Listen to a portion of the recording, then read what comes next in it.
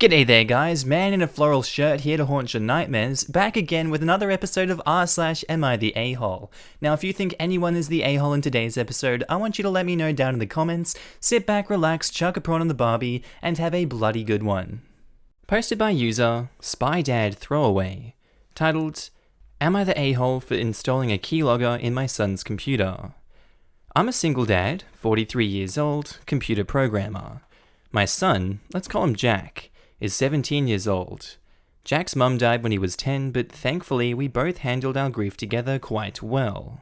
When Jack got his first laptop, 5 years ago, I took my time explaining how the internet worked, the dangers, etc.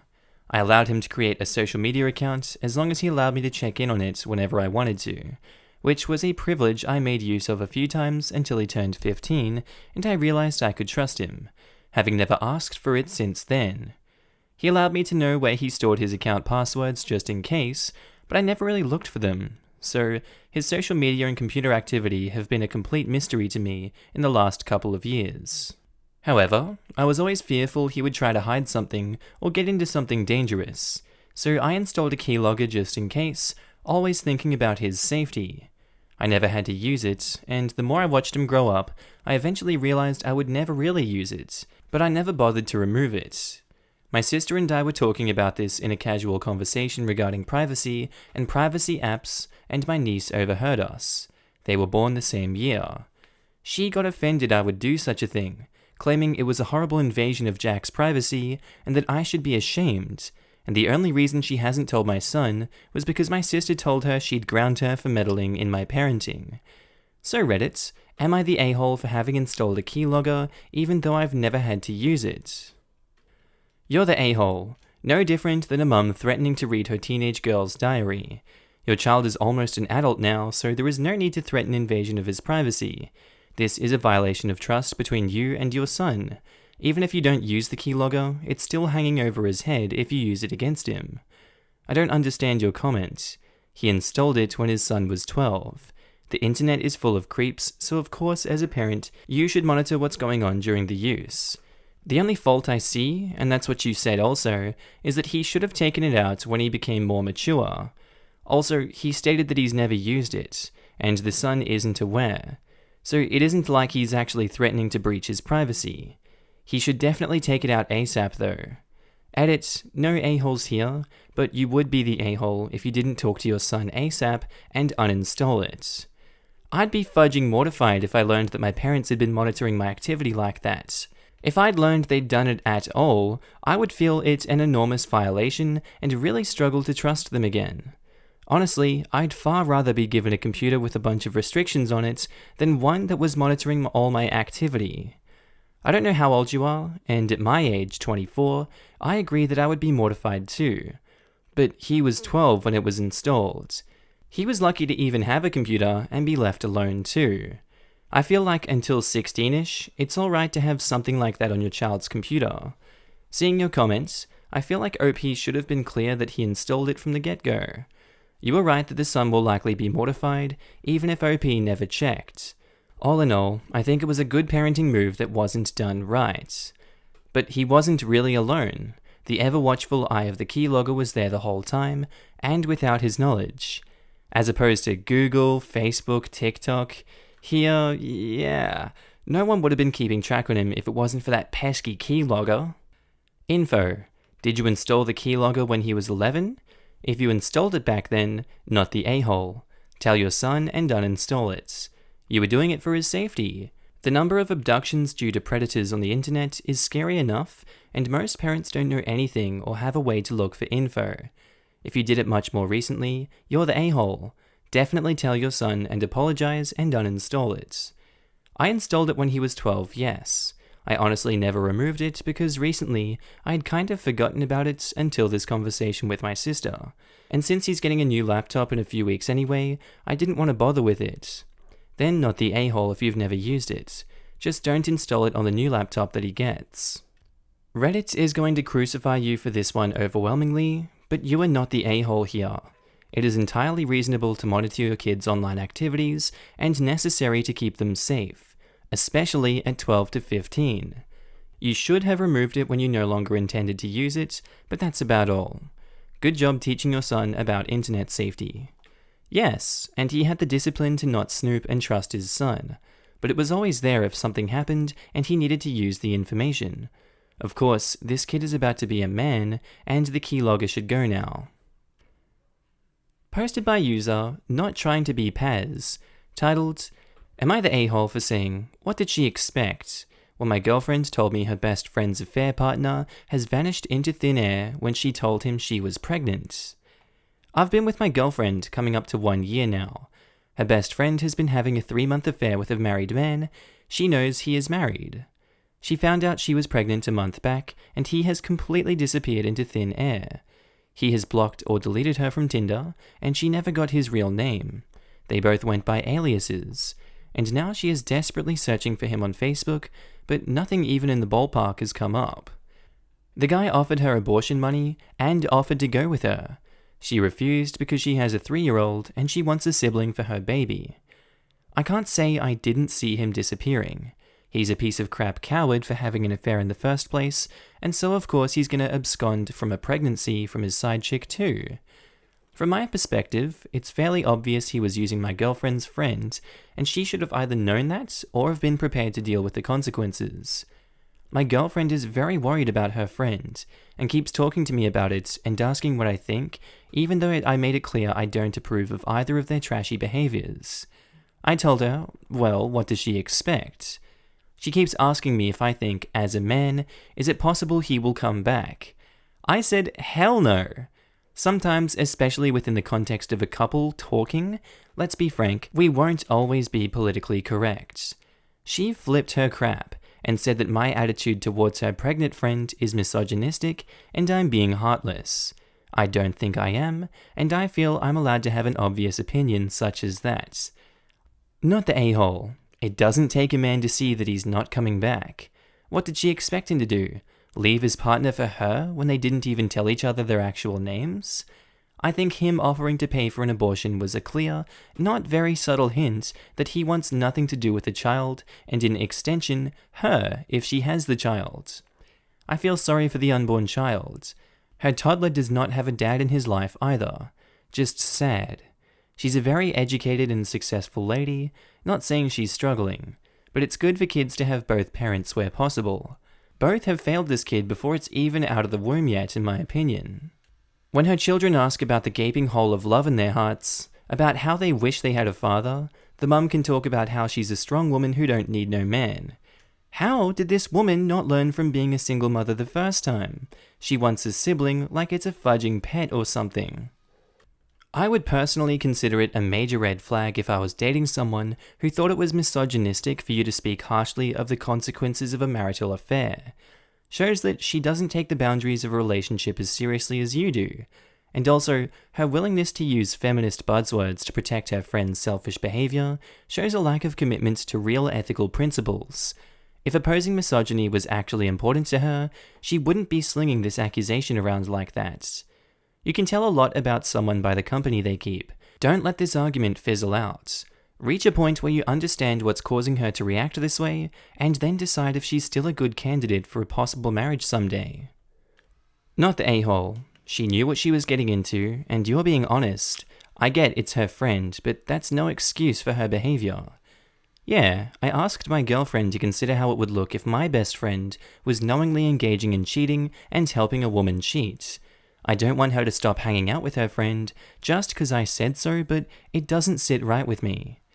Hey OP, I just want to point out that your girlfriend is avidly defending a knowing homewrecker and seeking revenge on an uninvolved and misfortunate wife. These aren't really good morals to go by if you're in a relationship. I feel like you should really consider if you're serious about your girlfriend, even if you think she'd never do that to you. Edit. Homewrecker is someone who deliberately involves themselves, romantically or sexually, with someone who's committed. Don't know why there's confusion on this. It doesn't shift blame away from the cheater. It's just a name for a cheatee. And I tend to read OP's comments if he or she has any extra info. And it's in one of the comments he mentioned his girlfriend wants to seek revenge on the wife, unless I got that wrong somehow. Not the a-hole. Cold but truthful. Sounds like she was a bit naive. People don't use aliases to cover themselves, but then magically come to the light when there's a pregnancy. She wants to find the wife also for revenge. She asked my girlfriend to help. She asked other friends of hers to help also. I think it's getting messy, as of course it would. At this point, you need to ask yourself, are you okay with your girlfriend being friends with a homewrecker? She knew the guy was married and still went for it. There's a high probability she wants revenge more than her child. Edit, elaborating the reasons why. Twisting the narrative to fit her friend's story into making you the misogynist and heartless one is a major red flag. Your girlfriend knows the whole situation, yet you somehow became the a-hole, in her eyes, despite her asking for your opinion. These are red flags, OP. Good luck, not the a-hole. And for all you commenters, I think this is a genuine red flag. So there have been a lot of, false red flags. To me, this looks like a real red flag, and I would run for the hills. Posted by user altaccount345, titled, Am I the a-hole for cussing at my mother-in-law after she banned my 5-year-old daughter from her house? I have a 5-year-old daughter named Colette. Ever since she was born, my mother-in-law called my daughter Letters as a nickname, because Colette ends in let, I'm guessing? It's not the greatest nickname in the world, but I let it go. The other day, my daughter randomly said, Why does Grandma call me Letters? My name is Colette. I told her, it's her nickname for you. That's weird. Do you not like being called Letters? Not really. It's okay to tell Grandma that you want to be called Colette instead of Letters. Colette went to my mother-in-law's house today. My husband dropped her off and picked her up, so I didn't see my mother-in-law at all that day. That night, I get a call from my mother-in-law. She tells me that it was really rude for Colette to say she didn't like her nickname, and that I shouldn't have told her to say that. She said I was raising her to be bratty. She also said that Colette couldn't come over until she apologized, and says that she likes being called Letters. That last part ticked me off. I told her, what the hell? You're banning a 5-year-old from your house for not liking a stupid nickname. Then I hung up on her. Am I the a-hole for using that kind of language with my mother-in-law? Not the a-hole. I'm honestly just sort of in disbelief your mother-in-law could be old enough to be a grandma and act like that. I'm not. My parents are in their 70s and act like bloody school children most of the time. Absolutely petty and spiteful, and will try to get revenge for even minor perceived slights. They manipulate, use guilt, fear, and lies to get their way, and make people do what they want. Some people are just wired differently, and think pulling stunts like that, and what OP's mother-in-law is doing, is perfectly normal. The part about the granddaughter having to say she likes the name is hugely telling. So she wants the kid to lie and pretend she likes a nickname she doesn't, so mother-in-law can have her ego soothed, as she thinks it is a brilliant nickname. Did your parents become this way in their old age, or were they always kinda like that? I think they stopped mentally maturing as teenagers and have been like that since. They have almost no friends and put on a different act/face when in public or in front of people they don't want to know the crazy. So they know it's wrong, but just do not care. If they thought their behavior was okay, they would not act so vastly different. You would think they were different people. $5 Foot Job says, not the a-hole. Good for you for teaching your daughter to stand up for herself and for doubling down by standing up for her. Mother-in-law needs to apologize to the 5-year-old for not respecting her name request. And no, screw your mother-in-law. You just dropped an F-bomb and that's alright. If you really feel bad about your language, you could call her back to apologize for only that and say that you thought it over and do not want her to see her granddaughter until she apologizes and respects your daughter's wishes and boundaries, and that you don't feel comfortable with someone who belittles a child. OP could be petty and give her an unpleasant nickname just to hammer the point home, like address her as Monster-in-law, then be like, what? It's a nickname, don't be a brat, and apologize to me now and say you like it. Probably a bad idea, but I'm pretty sure after telling her to get well and truly screwed, that would be what I would do. I'm okay with assigning a nickname to Monster-in-law. She doesn't seem to understand the dislike of a nickname. Show her. Time for your husband to involve himself. You and Colette have done nothing wrong, assuming Colette wasn't actually rude in how she spoke to your mother-in-law. Your mother-in-law, on the other hand, has overreacted. I'm guessing she was embarrassed when Colette told her to knock it off, a lot, and now your husband has to become involved to advocate for his wife and daughter. It's his mum, so his responsibility to intervene, not the a-hole. This is a really valid and important point about the husband needing to be involved. I mean, even if Colette sounded slightly rude when saying it, she's freaking 5 years old. The grandma sounded like the 5-year-old here, throwing a fit when people don't agree with her. I mean, if she'd rather have no granddaughter, then so be it.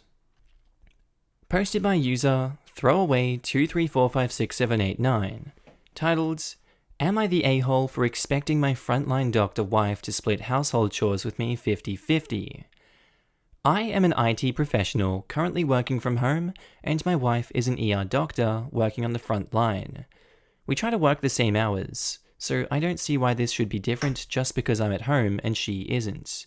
She, on the other hand, comes home, gets annoyed when some chores aren't done, and then gets even more annoyed when I point out that if she doesn't feel like doing them after her work, why would she assume I would after mine?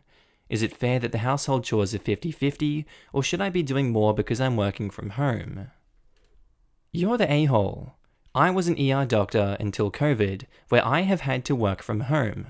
Let me tell you, there is no comparison. In the ER, you are running around all day chasing patients, blood tests, scans, colleagues, as well as having to deal with real emergencies. It's 1,000,000% times more physical and mental efforts than any job I could imagine you doing from home. Seriously, buck up and do more work at home. Yeah, oh my gosh. My partner is also in the medical field, and her already demanding job went to a new level during COVID-19. While we were in lockdown and had hours more free time working from home, I handled, I want to say, 90% of the chores around the house. I wouldn't want to do that forever, but acknowledging when your girlfriend is getting smashed and trying to help, that's just being in a relationship. Agreed, you're the a-hole. Opie, does your IT job put your life and those around you at risk? Is your job as life-threatening and mentally taxing? Try to have more compassion and don't let your work and your workload blind you about her perspective and her situation. I understand that you want things to be fair, but you also both should be trying to make things easier for each other in this relationship. Step up if you can, and you'll find that making her happy will feel and be rewarding. You're the a-hole. Doing 8 hours in the comfort of your own home is a lot easier than 8 hours of working, plus daily commute, plus working on the front line as a doctor during a global pandemic. You should be doing more than half the chores. He gets to sit down all day. That alone should be enough. How many minutes does she get to sit down during her shift? And then there's also the death and tragedy. And probably gets to go to the bathroom when he wants, or eat lunch. If he encounters a problem, he can stop and think about it for a while, Google around a bit, talk to his co-workers, and maybe even do a backup, try a few things and roll back if it doesn't work. ER docs have to make decisions now, drawing from amassed knowledge and experience.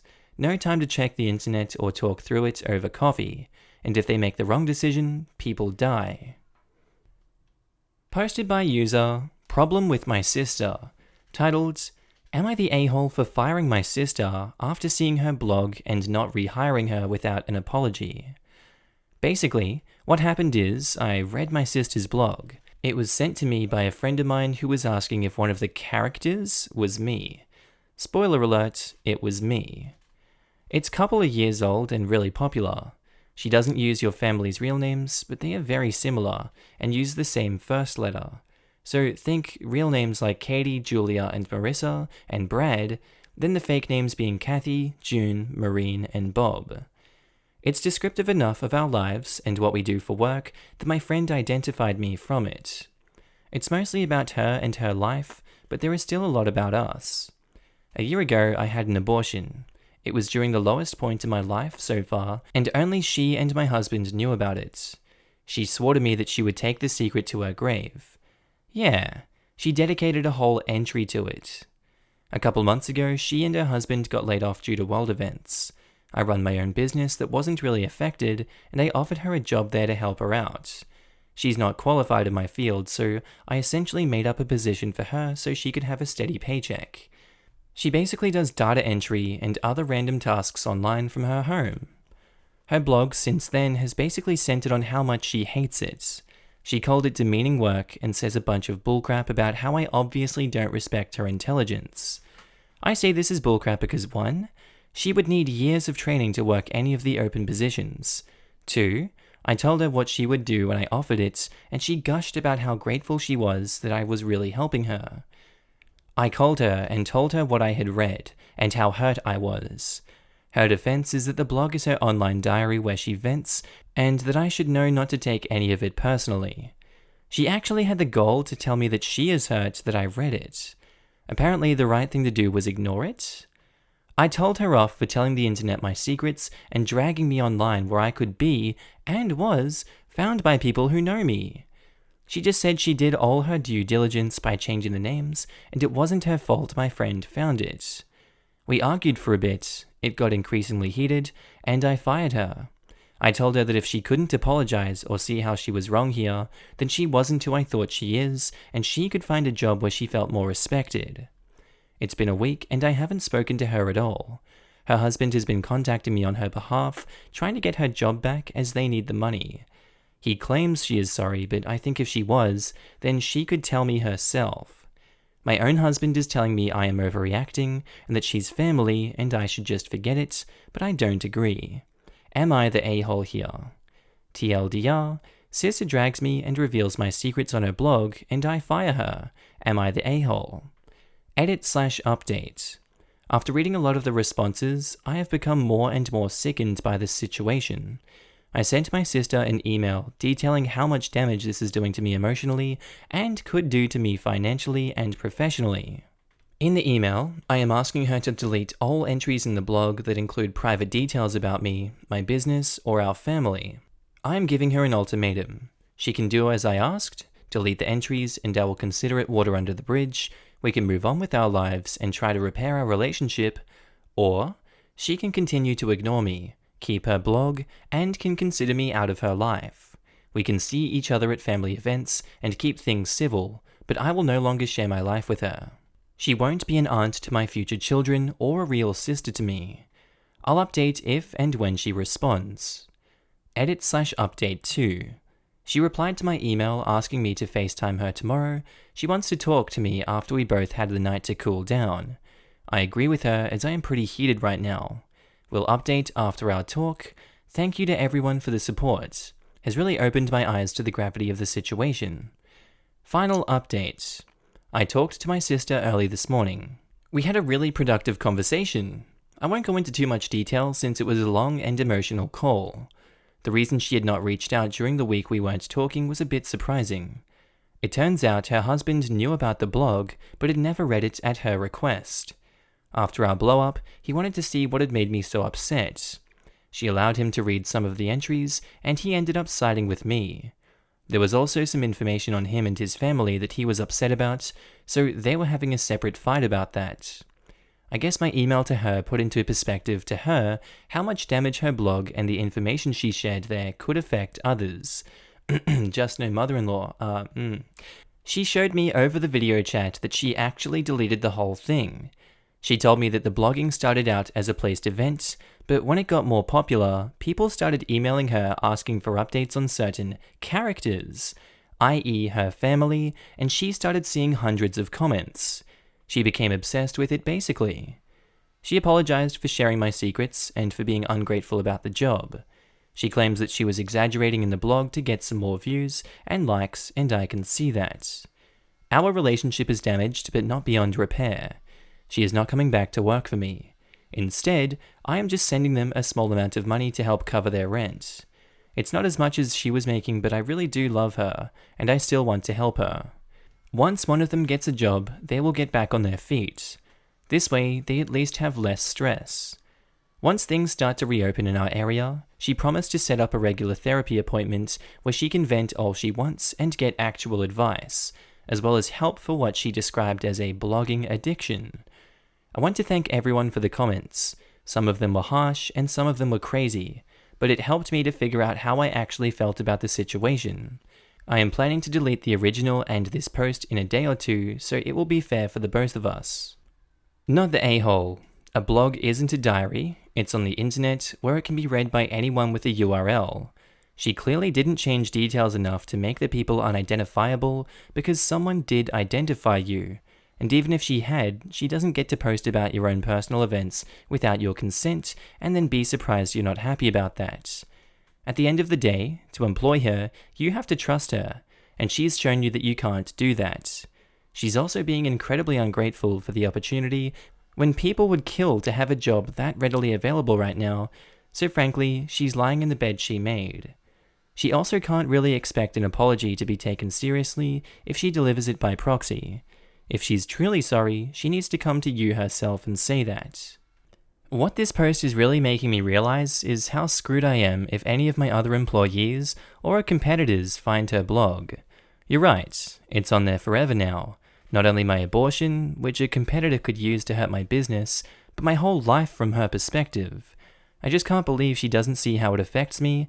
The friend who sent it to me isn't even a close friend, just an old high school friend.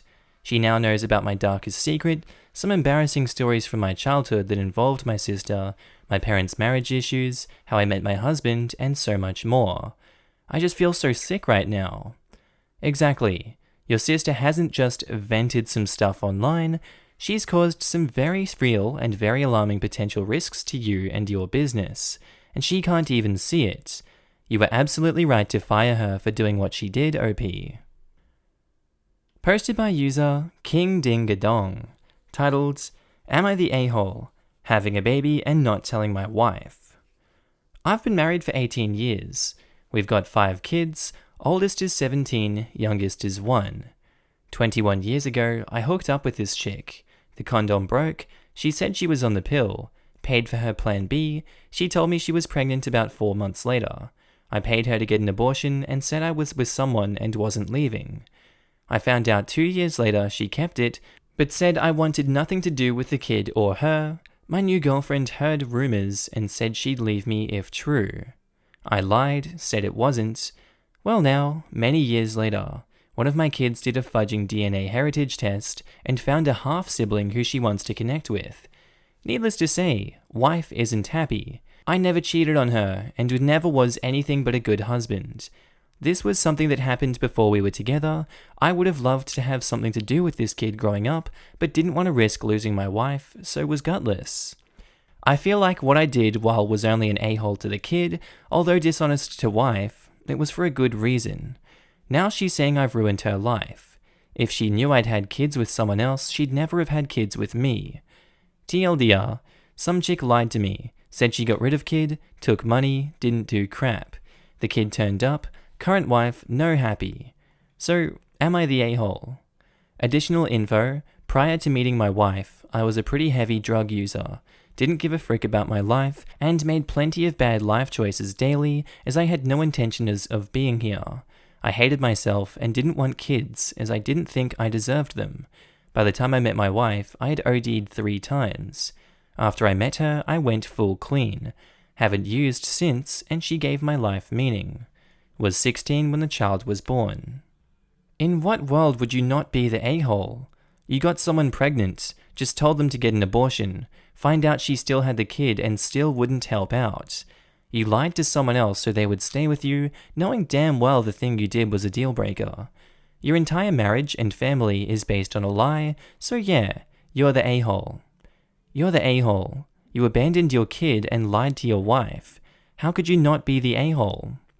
You're the a-hole. You're taking absolutely no responsibility for your role in procreating with this chick. You also intentionally told your new girlfriend of the time that the rumors were untrue, i.e. you lied. You say that you would have loved to have something to do with this kid growing up, but didn't want to risk losing your wife, so was gutless. But you also knew about the child prior to being married to your wife. You weren't gutless, you were an a-hole and apparently still are. Edits, I just want to point out that OP states that he gave the chick money for plan B and an abortion, but he never said that he actually talked to her and asked her what she wanted. Perhaps she was telling him the whole time that she wanted to keep the child, and he said he had no money and threw money in her face. Perhaps OP can offer some more insight, but if she clearly wanted to have the child from the beginning, then that was her right. She apparently never filed for support from him, so she was okay with raising the child by herself. You're the a-hole. The lie wasn't for a good reason. It was so you could get what you wanted, which was the relationship. That's called manipulation. Your wife probably is wondering what else you might have kept from her over the years because of this. The amount of time you've been a good husband or father doesn't somehow cancel out this betrayal of trust. It just makes all of these good years suspect. Would I be the a-hole if I told my brother that I know about his sexual preference? I'm a 24-year-old straight male, and my brother is 17 years old. We grew up in a deeply Catholic household, so our parents are very, traditional. It came to a point where when I was watching Game of Thrones and there was a gay sex scene, my dad asserted that we never watch that show again. Fast forward to yesterday. My brother usually borrows my iPad to do some schoolwork. He naturally used a messaging app to talk with his classmates, but he often forgets to log out. No biggie, I just log it out when it's my turn to use it. However, last night I saw a notification. I didn't mean to read. It said, "Good night, babe," followed by a kiss and heart emojis. This was from a guy who we thought was just his best friend. Now, I know he could be gay or bi or whatever, and I don't have any problems with that. I also respect his privacy, and I totally understand that I should not out him if he's not ready. However, with all the news about the mental health of teenagers lately, I'm afraid of what keeping this to himself would do to him. Also, because of my parents' disposition about these things, I'm afraid that my brother won't ever have the courage to be comfortable enough to ever open up to us. I just want him to know that he has an ally in me, and that I'll love him no matter what. We're a close family, but we're not vocal about emotional things. I've never said "I love you" to anyone at home. We just know it. That's why no matter how subtle or casual I try to talk to him about this, it would surely be a big moment for us, and he might just feel really unsafe and or uncomfortable. So, would I be the a-hole if I told him I know about his sexual preference? Edit, I apologize for using preference. I admit that I am not well versed in this matter, and I've just started reading up on how to handle this carefully and sensitively. Definitely not the a-hole, but don't out him. Just let him know that you love him no matter what. Yes, use the L word, and that he can always talk to you about anything. You can also express support for gay rights and or acceptance of LGBTQ people around him, so he at least has some idea you'll be supportive when he's ready to share. Yeah, I have no plans of outing him to the entire family. I just thought that talking to him about this would already be considered outing him. If you want the perspective of gay people, I would post this question on r/gaybros. As a gay man, I can tell you that letting him know you know about him will bring a lot of fear and angst to him. Letting him know you support gay people and are very cool with gay people, and would not care if someone in the family was gay, would help him a lot. He needs to have support, not fear that another person knows and could out him, even if accidentally. Also, coming to terms with being gay is not just about telling people and the fear of that. It's about rethinking who you are and the role you have been cast in by society, friends, family, etc. Remember, every relationship he has built is on the notion that he is a straight guy. The very thought of redefining that, no matter other people's reaction, is scary. Unless you need to protect him from someone or something else, let him come out on his own and in his own way. This is his journey and he needs to travel it at his own pace. Would it be truly that frightening if this brother let him know that he has accidentally read the message and tells him that he loves and supports him? I've come from a family where people have been LGBT for 3 generations and have always lived in a country that is generally accepting of LGBT people. So that has probably affected how I see this. But I just can't really see the harm of telling him that he will always be there for him. Seeing as his brother is dating someone, you'd think that he is fairly comfortable with his sexuality for himself, but is more afraid of the outside world. Though, now I'm thinking about this, I have accidentally found out that my brother is bisexual a few weeks ago and haven't mentioned anything to him. So I'm definitely of the mindset that a person should be able to tell when they feel comfortable. The one that makes me feel otherwise in this case is that they come from a conservative environment, and it could do this kid some good to know that he has an ally in his family who he doesn't have to hide from. You can let him know that he has an ally without having to out him. Like I said in my comments, he can let him know his stance on gay people, and even gay people in the family, without taking away the kid's control. The sense of control over this is probably the only power the kid feels that he has right now. You take that away, and it will have a big impact, and it might not be positive. I don't think you should let him know that you know, but you can tactily make sure that he knows that you are supportive of the LGBTQ+ movement without outing him, like getting involved in LGBTQ+ causes or speaking about the issues in a way which demonstrates your support. I could do that. Thanks for this tip. To add to this, when your parents are homophobic, call them out on it. It will let your brother know that your opinions are not the same as theirs. You are not a hive mind, and also that you will stand up for him if he does decide later to come out. Please don't just call them out of nowhere if it will put you in danger.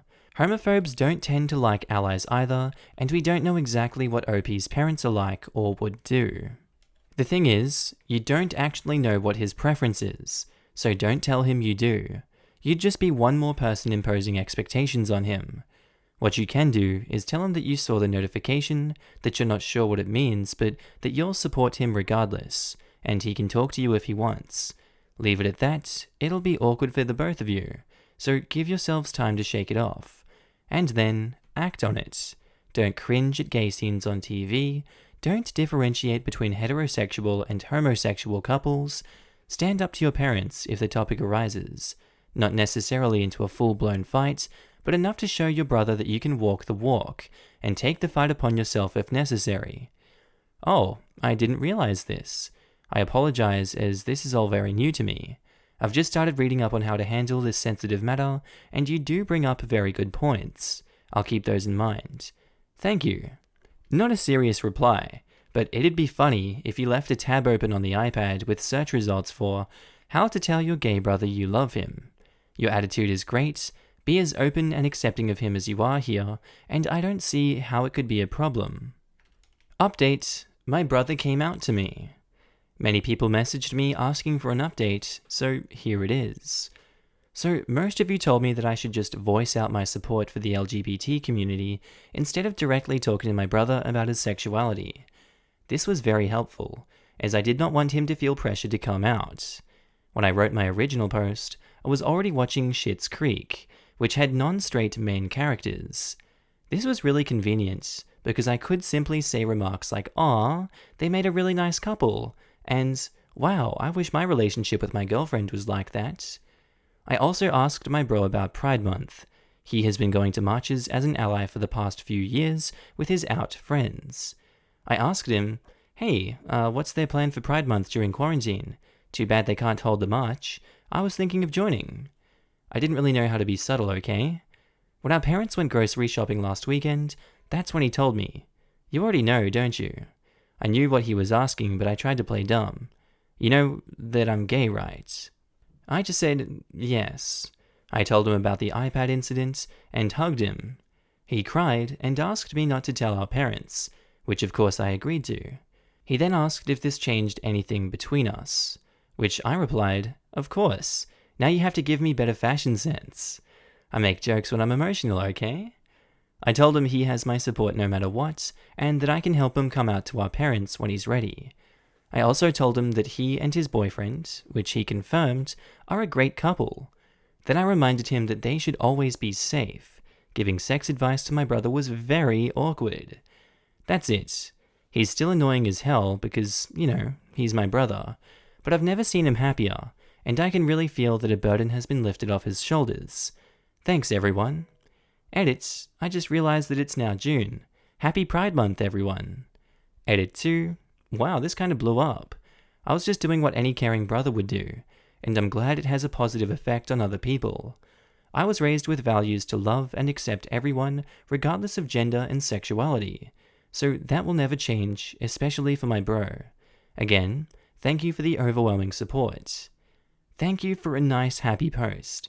Reddit really needs it, and I'm so glad your brother's got you. Yes, I'm so happy for you guys. You handled the situation super well. Thank you, OP. You really shined a light on him in tough times. Much love. Your brother is lucky to have you. When I came out in the 60s, it was different. I'm glad it's a more pleasant process without any kicking out of the house. Hell, even when I was coming out in 05, I had a plan. Really, I got outed, but between the time it happened at school and when my parents found out, some older friends put in place a plan for me. Best update ever. Please tell your brother he needs to log out of social media on shared devices though. Yeah, I gave him a hard time about that too. Told him that next time I'd be replying to his messages if he doesn't log out. Perfect older brother move. Supportive over the things that matter, but able to mobilize top tier teasing over the things that don't. Posted by user former escort 9642. Titled, Am I the a-hole for not telling my fiancé I used to work as an escort? I, 35 female, just got engaged. I've been with him for 2 years, and he's amazing, and think he'd be a great father to my children. There is, however, a secret I haven't revealed. About 3 years ago, before I met him, I briefly worked as an escort. It wasn't long, it was about 4 months, and I don't have some sob story about how I felt abused and exploited because, frankly, I didn't. Like any job, it had its good parts and its bad parts. I don't have some dramatic story about escaping. I stopped simply because I didn't want to do it anymore. I didn't require therapy or rehab, I just moved on and got a normal job. I have been regularly tested and have no STIs, nor so have I any emotional scars from it. So I told myself it's now no one else's business because it won't impact any other relationships. However, it feels wrong I can't share this. He once asked how many sexual partners I had, and I simply said a lot, and told him technically the truth, that I was prolific at one point in my life, but no longer am, and don't intend to do so. I'm still scared to potentially ruin a great thing if I reveal it, but I'm also not looking forward to keeping this a secret for life. Am I the a-hole for keeping it a secret? Jesus, what do you guys think of this one? I think it depends on the partner, but if it was me, I don't think she's the a-hole for keeping that a secret. Not everyone has to give up their past. There was a guy on here a week or 2 ago who found out his wife was an escort at some point and thought it made her damaged and a bunch of other nonsense, and he was ready to leave her.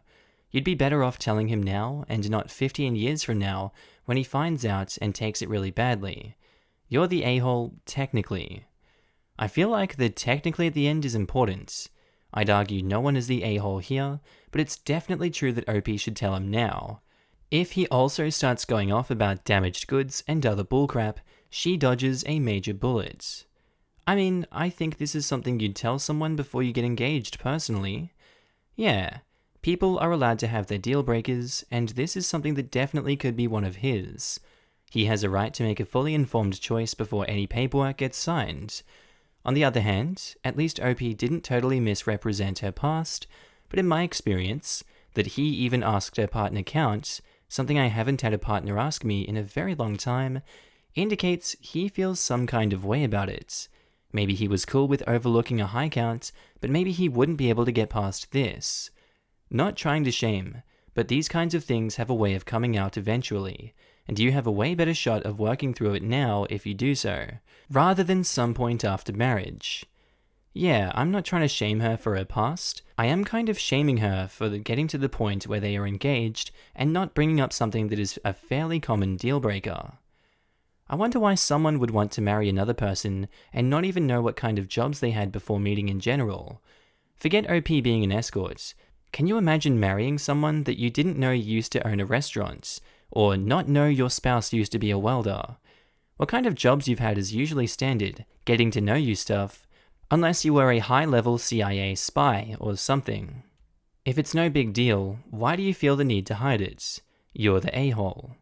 Edit, everyone replying to me trying to explain why she wouldn't tell him is dense as hell. This is it right here. If it really was such an insignificant part of her life, she should have no trouble telling him. Yep, I dated someone for a bit who did porn. Came up second date, I'm fine with that. Had it come up, presumably years in, I would have been gone yesterday because of the deception. That doesn't follow at all. There are things in my life that are insignificant to me, and I don't find personally shameful at all. But I objectively know that this news getting out would harm me, because other people don't understand, so I keep it quiet. Same thing here. She's fine with it, but her fiancé wouldn't be, so she doesn't want to tell him. That is reasonable, but if that's the case, we arrive straight back at she's about to marry this man while keeping a secret that could instantly end the relationship, which makes her an a-hole. Because people in general hate and discriminate against sex workers. People have a lot of ignorance when it comes to sex work. Just reading through these comments is proof. So many, it's a deal breaker with no real reason other than it's gross. People are allowed to be discriminatory when it comes to picking their life partner. The fact is, many men and women do not like sex work, and thinking it is gross is a perfectly valid reason to not want to date a former sex worker. OP clearly understands there is an issue because she is deliberately hiding it. You're the a-hole. If you honestly believe that knowing this about you would cause him to end the relationship, then you are marrying him under false pretenses. The element of fraud in that makes you the a-hole. If you also want to consider whether him dropping you over it makes him an a-hole too, I would have to say no. Having sex for money is rather more extreme than simply having an active sex life, and being unable to get past it is, while not saintly of him, at least understandable. It's also no way to live, waiting for the other shoe to drop. Not the a-hole. As someone who spent 18 years in the sex industry, I can understand where you are coming from.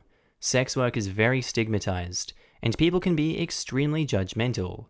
It sounds like you are afraid to lose your fiancé over this. However, think about how you would feel if 20 years down the track, you accidentally found out that your husband had a possible deal-breaking secret he had been keeping, something he could have told you before you got married. Would you feel betrayed? Lied to? That you couldn't trust him anymore? That your marriage was built on a lie? Would it be grounds for divorce? Also, think about what keeping this secret would do to you. Afraid he will find out. Afraid he would leave you. It may be the case that this is a deal breaker for him, and he would break off your relationship if you tell him now. Then so be it. There are plenty of men out there who are unafraid to be in a relationship with an ex-sex worker. But it may also be the case that he accepts that this is a part of your past, not your future together with him. You need to tell him now. Update: am I the a-hole for not telling my fiancé I used to work as an escort? So, I thought of what everyone said and considered both sides. I decided that I didn't want this hanging over my head in our marriage, so it was tough. But shortly afterwards, one night, I had a few glasses of wine and I told him I had something I needed to talk about. I had considered seducing him, having sex, and then telling him so I could at least do it one last time, but decided that it would be manipulative and dishonest. So I sat down and told him. When I said I had a lot of sexual partners, it was over a stint of about 4 months as an escort.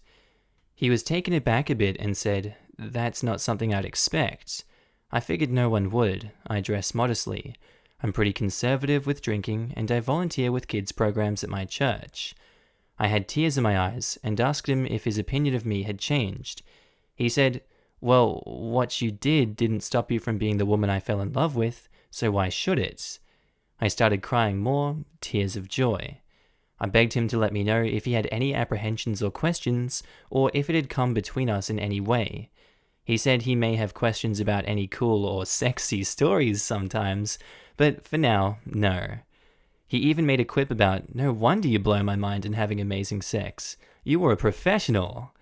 Not really the type of joke I'd normally appreciate, but in that time it was perfect. And we ended up going to the bedroom not too much later. So now I feel like a huge weight has been lifted, and I know just how much my fiancé loves me and what he's willing to tolerate in me. It's wonderful. We're both in lockdown basically now, both working from home, and I'm so thankful to be able to be with a wonderful and amazing man who I love so much and who loves me so much. Thanks to everyone. I had considered seducing him, having sex, and then telling him so I could at least do it one last time. Never do this, anybody. Sometimes our worst selves try to come out to play. The important thing is, she recognized it was crappy and didn't do it. Yes, I agree with you here. She considered it, but ultimately did the right thing, which is what matters. And if we did do something crappy, we wouldn't be likely to admit it. Never in an Am I the A-hole post. I think OP is probably just a very blunt person, though maybe not the most honest person. I know I'm making assumptions based off 2 posts, but it's safe to assume there are probably a lot of things that make OP different from most sex workers. especially the fact that she got into it, and out of even, it essentially unscathed. I'm not doubting her story, but I'd be remiss if I didn't point out this somewhere. Most sex workers won't have the same fairy tale ending she did. Actually, I think her story is remarkably similar to the majority of sex workers. Although it was good luck, her sweetie was cool about it. A lot of partners struggle with the idea, obviously, but even those guys who let their girlfriends or wives do sex work often try to control them, requiring them not to do certain acts with clients or to contact them before and after every client, regardless of the situation. For example, when she works in a brothel, finding an understanding partner is like gold as a sex worker. Posted by user Casual Coordinator, titled, "Would I be the a-hole if I backed out on buying a Switch purely because my siblings would get to play it?" A little bit of background. I, 15 male, work 20-hour work week along with school, and make a fair wage while doing so. I've accumulated a good spending fund along with a savings fund. This is where it starts. Since I've never made a big purchase, I was doing research into something I was really into, the Nintendo Switch. It just became only $300 at my Walmart recently, and I was really excited. I came to my mum and asked permission, and she said, "It's your money." Sweet, I thought. I can get a Nintendo Switch so I can play with my other friends, and even my grandma, who also heard I was going to buy one after my mum texted her. This is where my plan fell before me. I have 4 sisters who are all younger. They have 4 broken Wiis and multiple controllers, which is crazy. I wanted the Switch as my own thing and thought as such because, well, it's $300, and to a 15-year-old, that's insane. After hearing it would not be allowed to leave the living room, and not only that, but my sisters could play it whenever, I rethought everything. I don't want to share my console because I know that not only will they not chip in, but they will destroy it.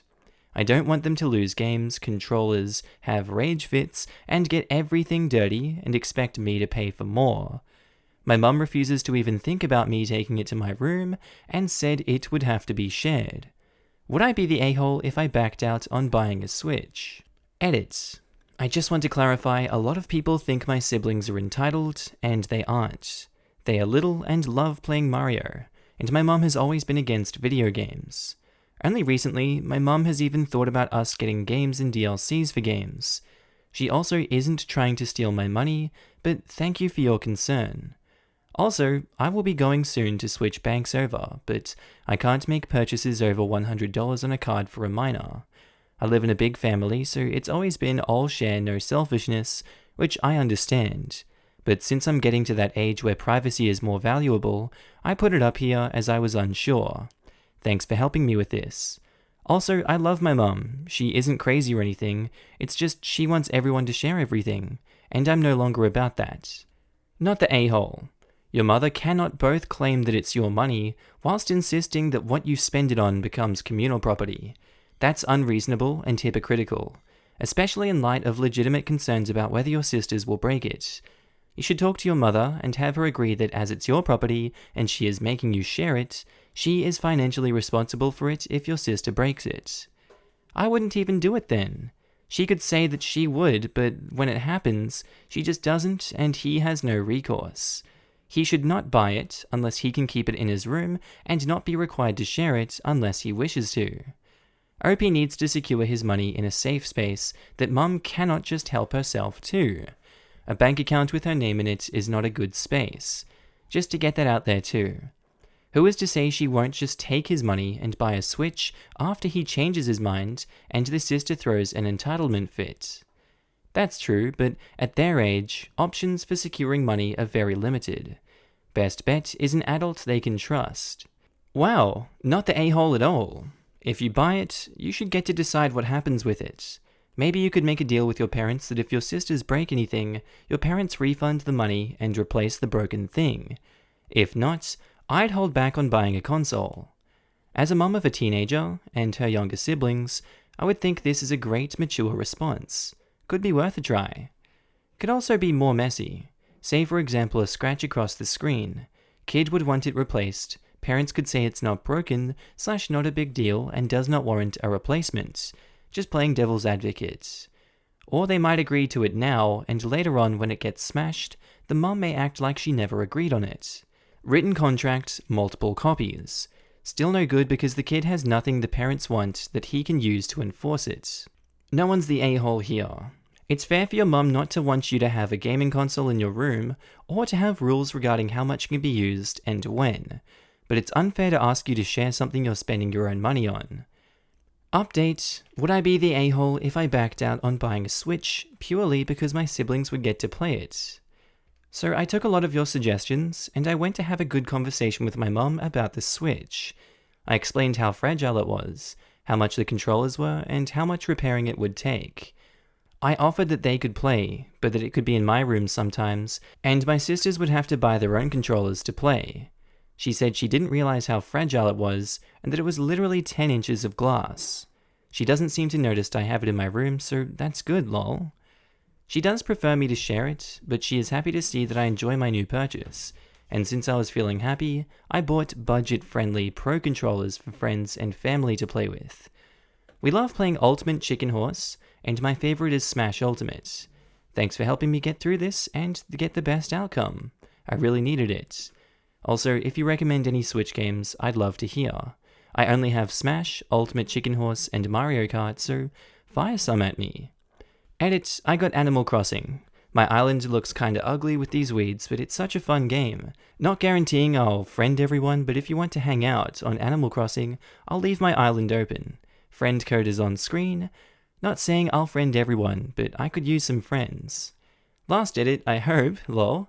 Damn, the spiders are fast in Animal Crossing. Any tips on catching them and wasps? Nice to hear this update from you. Congrats on the great outcome.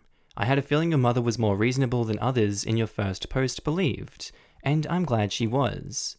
Yes, she is. I feel bad I made people think poorly of her, as I love her to death, and I feel awful that I painted her poorly in Am I the A-hole, because she is the best mother in the world. I'm happy it had a happy ending. I was rooting for you. I personally love Sausage Sports Club for Switch.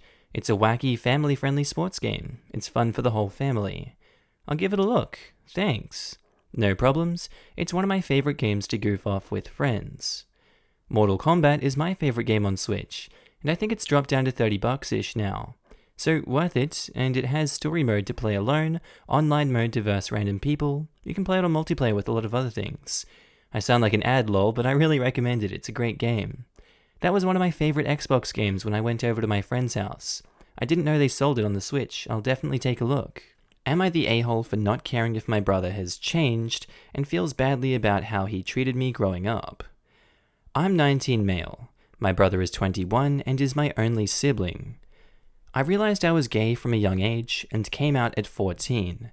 My parents were supportive from the get-go, but my brother was absolutely not. He tried telling me I wasn't, or that I was just trying to get attention, and tried to get me to change my mind. When that failed, he called me a freak, diseased, said I was going to hell, even though we aren't that religious, and made it clear that he didn't want a relationship with me. He outed me at school, my friends already knew, and tried to get others to join in, but no one really cared and nothing much changed. Needless to say, I vowed to limit contact with him as much as possible, but the comments continued until he moved out when he turned 18 for school. I've since gotten into a great school and have completed a year and a half. I'm in a relationship, my grades are the best they've ever been, and everything seems to have fallen nicely into place. My brother sent me a message on Facebook back in August. He started by apologizing for how he'd treated me, saying he was depressed before and was stuck inside his own head / fell into the wrong crowd online. That reinforced his bitterness towards others. He said he'd gotten treatment for his depression, feels more confident than he has in years, and was on the upswing and wanted to meet up to repair our relationship. He said he was proud of me for being gay and supported me, and apologized for taking so long to make it known. I didn't respond, nor did I respond to his happy birthday message in September. Then he started texting me saying he understands if I'm still hurt, but that he'd love nothing more than to make up for the hurt he caused. I haven't responded to these either. Here's where my boyfriend says I'm the a-hole. Over the holidays, we were all back at my parents' house. I had a great time seeing my family, except him. Each time he'd ask about me or try to talk to me, I'd give him one-worded answers or clam up. He offered to get a game for me as a gift, but I declined. He pulled me aside to apologize face to face, reiterating the stuff he said before, but I also cut that short and walked away. Meanwhile, I talked with my parents like normal and was very open with them about the happenings of my life, typically within earshot of him. The day we left, I said my goodbyes and found him by my car crying. He said he understands why I'm closed off to him and that he regrets how it turned out, wished me well, and went inside. I told my boyfriend about this when I got back, and he's ticked and called me an a-hole. Boyfriend says it's clear my brother feels badly about how he used to be, and he's changed, and that to throw that all back in his face is a dick move. My parents agree and say he's a good person, but ultimately feel it's up to us. Personally, I've gotten so used to the idea of not having a brother that I don't know if there's anything left to salvage. He made his choice to sabotage me then. Is it really my problem he regrets his actions now? Am I the a-hole? Edit. So my boyfriend just texted me and said that how I handled this thing has him questioning things, and that he thinks we should take a step back for a while. So that's cool. No one's an a-hole here, but I think you're cutting your nose off to spite your face. Your brother is putting in the effort to seek you out, honestly apologize, and admit that he was wrong, and rebuild your relationship. You're right in that he's not entitled to your forgiveness, but later in life it's possible you could bitterly regret rejecting this olive branch. I'm just so mad at him. I just want to tell him he can take that branch and shove it. Why don't you say something like, while I appreciate your apology and understand your desire to make amends, I am still angry about the trauma I experienced at your hands, and I am not interested in having a relationship with you right now. If you want to make amends, consider donating money or time to an organization that fights homophobia. Each time I talk to him, I clam up and can't do more than a few words. You can write him a letter, or send him a text if it's too difficult to express yourself in person. These are good points. OP, it sounds like you would both benefit from a relationship therapist. Even though they usually work with couples, they know how to help with family relationships as well. It's okay to still feel angry, even though your brother has changed and tried to make amends. But I also agree with the commenter who says you are cutting off your nose to spite your face. You are denying yourself a potentially rewarding relationship and healing experience with your brother. And based on your edits, your inflexible anger has given your significant other pause. That said, you shouldn't have to just bottle up your feelings. You deserve to express your anger in a constructive way and have it validated. There's not much chance for this to resolve itself otherwise. If it's within your means and inclination, call some therapists that specialize in relationships and ask them hypothetical questions about how they would advise someone in a situation similar to yours, then choose the one that seems like the best fit and ask your brother to go with you. This is a trauma response, and it's normal, regardless of whether or not you decide to accept your brother's apology. You need to work through this with a therapist who is queer-friendly. Right now, you can't move forward from your memories of the pain he caused, and forcing a relationship with him isn't going to fix that either. Will your parents help pay for therapy if the cost is an issue? OB didn't respond to that one, unfortunately. I'm gonna be your ghost of Christmas future. Similar situation, 49 male, gay, with a straight brother 2 years older, but the relationship breakdowns are completely different. Aren't they always though? Without going into details, because it would be too long of a discussion, I'll just reveal what your future might look like. I've not talked to my brother in over 20 years now. I've got college-age nephews that I've never even met. We live in different parts of the country from each other and our parents. My parents are always upset about the situation, which just causes distance with them, so I don't have to deal with their guilt and pain. It also isn't something I discuss with my husband either, so he just stays out of it. Is this the future that you really want? I used to really hate it when I was a kid, and was told that I'd feel different about things as an adult, but the reality is, it's true. The person you're angry with that hurt you is gone, and that probably just causes even more anger. Others have already said that holding on to that pain is a poison, and I think that's also true. I don't think you're being an a-hole, just kind of mean. Probably because it now feels good and justified because of what happened. I'm sorry for what you went through and are still going through. You didn't do anything to deserve it.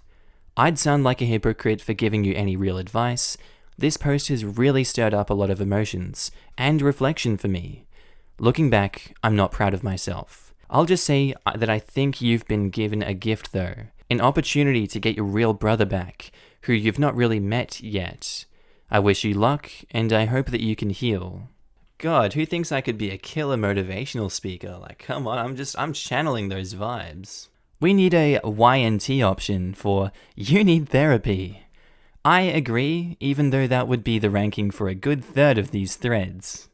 No a-holes here. At this point, he's outgrown being an a-hole. Be glad for that progress, whether or not you want him in your life. But you'll always have a brother. It's a question of whether you interact with or acknowledge him. You guys are young now, but someday you'll be older. Your parents will be gone, and the only person who will share the good and bad memories of growing up in your family will be your brother. So maybe think some more on whether you really want him out of your life forever. Thank you. I guess I have some thinking to do, but I don't even know where to start. You're a student, so there probably is a free or low-cost counseling center open to you. Maybe go talk it out with an impartial outside professional. In the meantime, I'd suggest sending your brother something brief and honest like, I appreciate your apology, I am not ready to talk now, and I do not want to make promises about the future, but I'm glad to know you're changed for the better. Update: am I the a-hole for ignoring my brother and not caring he's changed since bullying me while we were younger? So it's been a few months since my first post, and since a few people were asking, I thought I owed you guys an update. I would have provided one sooner, but this is a throwaway, and I had logged out earlier. The fact I remembered the password is itself a miracle. The TLDR of the last post was I had ignored my brother's attempts to have a relationship with me after the homophobic crap he threw at me when we were younger. I'm glad to say that's no longer the case. A little while after my last post, I texted him that I really appreciated his words, but that his actions had really hurt me, and that I needed time. He texted back he understood and to take as much time as I needed. He also thanked me for reaching back out to him. I spent a lot of January and February in self-reflection and trying to figure out what I wanted. Lots of people in the last post said I needed therapy, and I agree I likely did. I never ended up seeing a professional, but I got really into some guided meditation and calming exercises I saw on YouTube. Making a habit of it helped me realize how much weight I was carrying, and has helped me start to let that weight down. I still have some ways to go, but I can feel my empathy growing, and I like that. I went home for spring break and saw my brother for the first time since Christmas. Long story short, we spent a lot of time hanging out, and our relationship is recovering. We've had some hard conversations, cried, shared a couple joints, etc. And I came away from the break feeling much better about everything. And since each of our schools have closed down due to the pandemic, we're both at home and doing our classes remotely and hanging out on the downtime. I want to thank those of you who said I'd probably regret cutting him off, because I can tell you, you were right. My brother isn't perfect, and did many things to purposely hurt me. But people can change if they want to, and he did. I wouldn't want to be judged by my lowest point, and I'm working on not judging him by his. I finally have my brother back, and forgiving him has helped me feel better in many ways I didn't realize I needed. Thank you. TLDR, forgiveness is a hell of a drug. Edits. Holy what? I step away from this to do homework for a couple of hours, and y'all gave me awards? Thank you so much. To answer some common questions, no, my boyfriend from the OP and I are no longer together, but for separate reasons unrelated to the original post. We just wanted different things and were at different stages of our lives, but it was a parting with a minimal hard feelings. I don't consider his reaction to be manipulative. It wasn't a hard do this or we're through. Why my brother did it? There's no one reason. He was in a dark place and dealing with a lot of issues in a bad way. He was ignorant about a lot of LGBT stuff and relied on that ignorance when it came to me. It took a while, and going off to college/meeting new people, for him to begin questioning a lot he believed. And since getting help for his unresolved issues, it was a step-by-step process until he saw how wrong he was. He said he didn't even realize what he was doing was hurtful a lot of the time, because he was so in his own head and had some really bad influences on the internet reinforcing his mindset. I can understand that, and I love how far he's come. Why didn't our parents intervene, even though they always had my back? They did a lot of the time, but most of what he said/didn't wasn't in their presence, and I was not one to go running to them each time I was the victim of something. They are good people, and I hold no animosity towards what they might have done instead. I'm thinking about showing my brother this and this previous thread so he has a better of understanding of how I felt about this, and may update later on how that goes. Also, I just want to say to the others out there who feel they've been repeatedly wronged by someone to the point they want to cut them off, that I know exactly how you feel. But the fact is, people can change if they want to, and even if they do, you're under no obligation to welcome them back in your life. But if you can find it in your heart, I'd strongly encourage you to give them a fair shot at doing so. People do screwed up things, sometimes many times, or for many years, before they realize it and feel remorse. We are all only human. Forgiveness is never an easy thing to give away, especially when coupled with trauma. I'm so glad to hear this, OP. You're strong and amazing, and we love that for you. Forgive others, not because they deserve forgiveness, but because you deserve peace. Which is great in some scenarios. Maybe I have a chip on my shoulder, but I've got 2 people that will never have my forgiveness. I've given them many things over the years, and that's the one thing I'm keeping for myself. You don't have to forgive them, but it's healthy to let go of the anger. I have some people I'll never forgive. Letting go of the anger was a huge relief. I still struggle not being angry at my ex, but even as a work in progress, I feel so much better, like a mountain fell off my shoulders. Posted by user Almighty Rockwood, titled, "Am I the a-hole for yelling at my late father's fiancé?" So this literally just happened, and I'm still steaming. I was doing my taxes last night, and I open up the link that takes me to the page to describe to me how to do my late father's taxes. It was last night, and I don't have his most recent W-2, so I figured I'd text, we'll call her P, tomorrow to ask if she received it from his work. So I text her this morning, and she tells me that my sister is already aware that and she's already done the taxes. Okay, that's cool, but I ask her to clarify if she means their normal taxes, he died in July, or if she did his end-of-life taxes. She tells me not to worry and that it's all been taken care of. My sister is already aware. So I respond with, I don't care what my sister is aware of. She's not the representative of the estate. It's my duty to get those taxes done and distribute whatever returns he received equally, my sister and I. She doesn't text back, and, getting frustrated, I call her. She regurgitates the same BS from the text messages and tells me it's all been taken care of, my sister already knows, blah blah blah. I ask her to clarify what she means by taken care of. She tells me she hired an accountant to get it all done and that I don't have to worry. I ask her if there was a return, and she won't directly answer me. I ask her to send me the 1040, and she tells me not to worry. It's all been handled. I lost my crap. I start yelling at her and saying that you are his fiancé.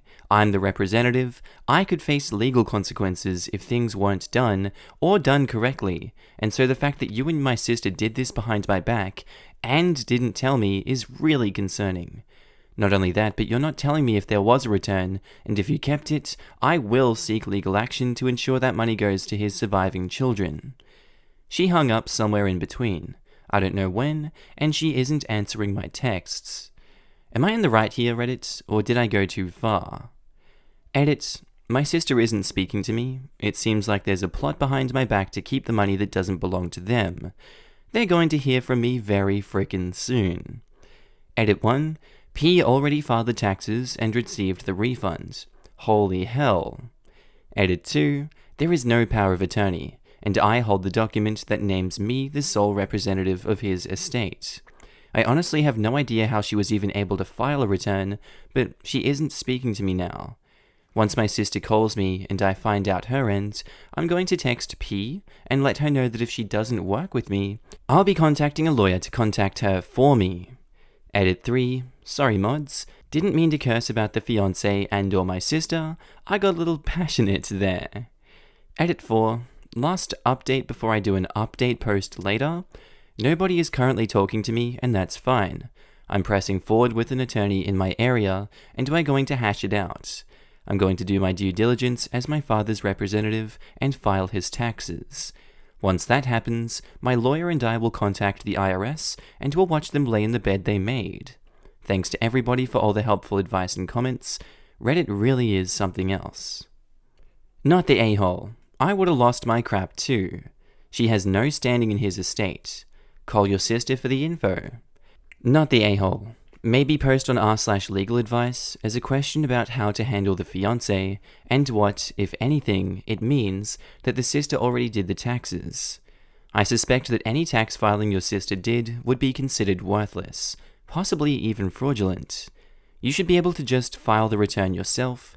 If the IRS or state DOR gives you a hard time, just explain that the other return was not filed by a person with authority to do so, and that yours is the real one. Also, if your sister did file, she may have gotten a refund. That money belongs to the estate, so if sister or fiancé took that money, they're guilty of embezzling from the estate.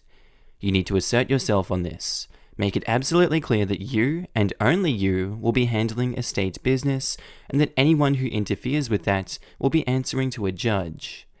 There is no doubt there's fraud going on. The only real question is if fiancé is committing the fraud herself, or if the sister is a part of the conspiracy. Get a lawyer involved and act quickly.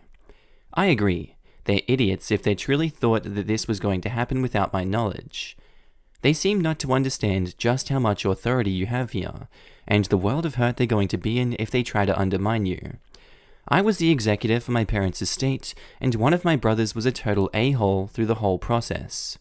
He was living in our parents' house, paying no rent, and standing in the way of the sale, but at the same time complaining that I wasn't moving fast enough, and generally that I was doing everything wrong. He eventually filed to have me removed as executor. We went to court, each told our side. Not only did he not get me removed, but he also got a move-out date from the judge. Yep, he got himself evicted by getting in my way. Your case is so terrible that not only am I dismissing it with prejudice, I'm also evicting you. Now get out of my courtroom. This is the equivalent of them filing your dad's taxes while he was still alive, not telling him, and stealing his refund. The IRS will be very unhappy about this. What I find ironically sad is the reason why they didn't get married sooner rather than later, they weren't able to marry before he passed, was that her ex-husband is on the hook with something for the IRS. Care to guess? Care to take a guess on what it is? Exactly, tax fraud. However, we all thought, my dad included, that it was 100% the ex-husband, as she didn't know how to do any of that. Seems kind of frickin' fishy, as she apparently knows how to do it now. Not the a-hole, and it's illegal for them to have access to his finances at all if you are the one solely in control of his estate. You need to call your attorney and the IRS. P already filed the taxes and received the refund. Holy frick. Lawyer time. How did she receive the refund? When my mum died and I did her estate, I needed her death certificate and a court document naming me the executor of the estate before I could move forward. That's interesting. I didn't know that. Yeah, once you're in probate for the estate, there are a lot of rules that you have to follow. The bank account and assets that are in the name become frozen. I even had a hard time paying the mortgage on her house because I had to have it approved by the court to use that money. IRS normally won't deposit money in an account if the names don't match. Since my mum's accounts were frozen due to the probate, they had to send a check, and I had to use my paperwork to properly deposit it into the estate. That's strange because if that's true, then it would have been impossible for her to file the taxes in the first place. I am the sole executor of the will, got the document to prove it, and all she would have had is a death certificate. If asked, there's no way she could have proven to be an executor unless she lied or said that she was his wife. What the F is happening? She must have forged the documents. In Canada, you have to submit official documents with the will to prove that you are the representative. The IRS will be very interested in this because forgery shows clear intent for the fraud. Yeah, if she was able to file the taxes at all, then she would have had to lie about it. Not the a-hole. So, what I have learned going through your history: your sister is a huge spender, and their fiancé got a house from you that was your dad's. So my thought is, sis ran out of money, fiancé wants more and more. So why not work together and brother gets the short end? Not excited, but excited for the update. They spelled excited really weirdly. I was originally going to keep the house and sell it, but I didn't want to uproot her and her 2 kids. Since she made my dad extremely happy, never seen him smile so much. I figured it was a good bet to just give her the house. About 3 weeks ago, my sister flew down to Florida to get the remainder of his stuff. It was on a Thursday. She said she couldn't afford it, even with a $250,000 payout from my father's life insurance. Yeah, it seems very fishy. But the short end they think I'm going to get is going to look much longer than the stick the IRS is going to give them. I will post updates, probably won't be for a week or 2 though. Alright, someone did a "you're the a-hole," it's great. You're the a-hole. If your sister knows, ask her what the hell is up. Why did you go off on this woman who lost her fiancé? And then he goes through the edits. Honestly, it just seems like you care more about a tax return and pocketing $600 for yourself than anything else. You sound so petty and pathetic. I really just feel sorry for you and your family for having to put up with you. Though I guess they're not anymore. Oh, Jesus! You do realize that if they fraudulently did his taxes, that I could be held legally accountable by the IRS, right? And the moderator removed their comment. Update: am I the a-hole for yelling at my late father's fiancée? Against the advice of others, I continued to text P and my sister. My sister was MIA and not responding at all, while P was simply giving me one-word answers or not responding either.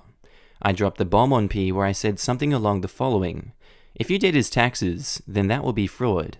The IRS will know about it as soon as I refile his taxes, and I won't be able to stop what'll happen. Please just tell me what is going on. Something like that.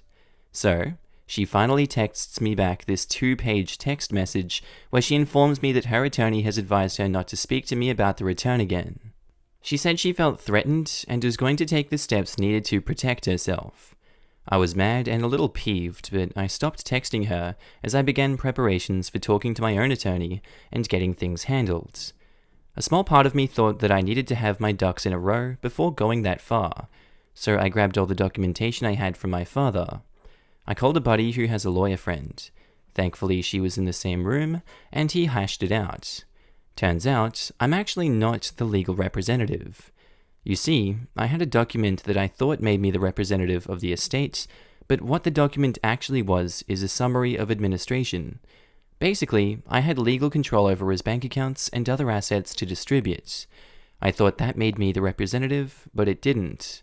So, like a good adult, I texted P the next day and apologized for my outburst as I'm not the legal representative, and since there wasn't one, everything she would have done with the CPA would have been completely legal and okay. She laughed and said everything is fine. I'm still mad because I feel like a jerk. I was basically left on red for a whole weekend when nobody was telling me what happened or didn't happen, so all I could do was assume the worst. Oh, and during the entire time my sister wasn't texting me, it's because she blocked my number. I asked my mum about her, and she said that as soon as she saw my message asking about the taxes, she blocked my number. I received half of my father's return just last night. It was more than my return. It's probably why they didn't tell me about it and why she blocked me. So yeah, that's the update. A lot of miscommunication/no communication, and people doing things for my late father without letting me know. Not the a-hole. You didn't know you weren't the admin. You just presumed you were, so high five for being vigilant. It sounds like your sister was determined to leave you out of it entirely, got busted, and blocked you to keep from being held accountable for her involvement. At least you have some humility and apologize to P for how you acted. I hope you update when you finally talk to your sister. I agree. OP's sister was probably trying to get away with keeping all the money. That's literally the first thing I did when my buddy's friend, the girl in my update, looked at the summary of administration. I texted her and apologized for yelling and getting upset. She never apologized for being quiet, dismissive, and for not talking to me about what was done, but that's neither here nor there. Don't beat yourself up. They were acting shady. Thanks.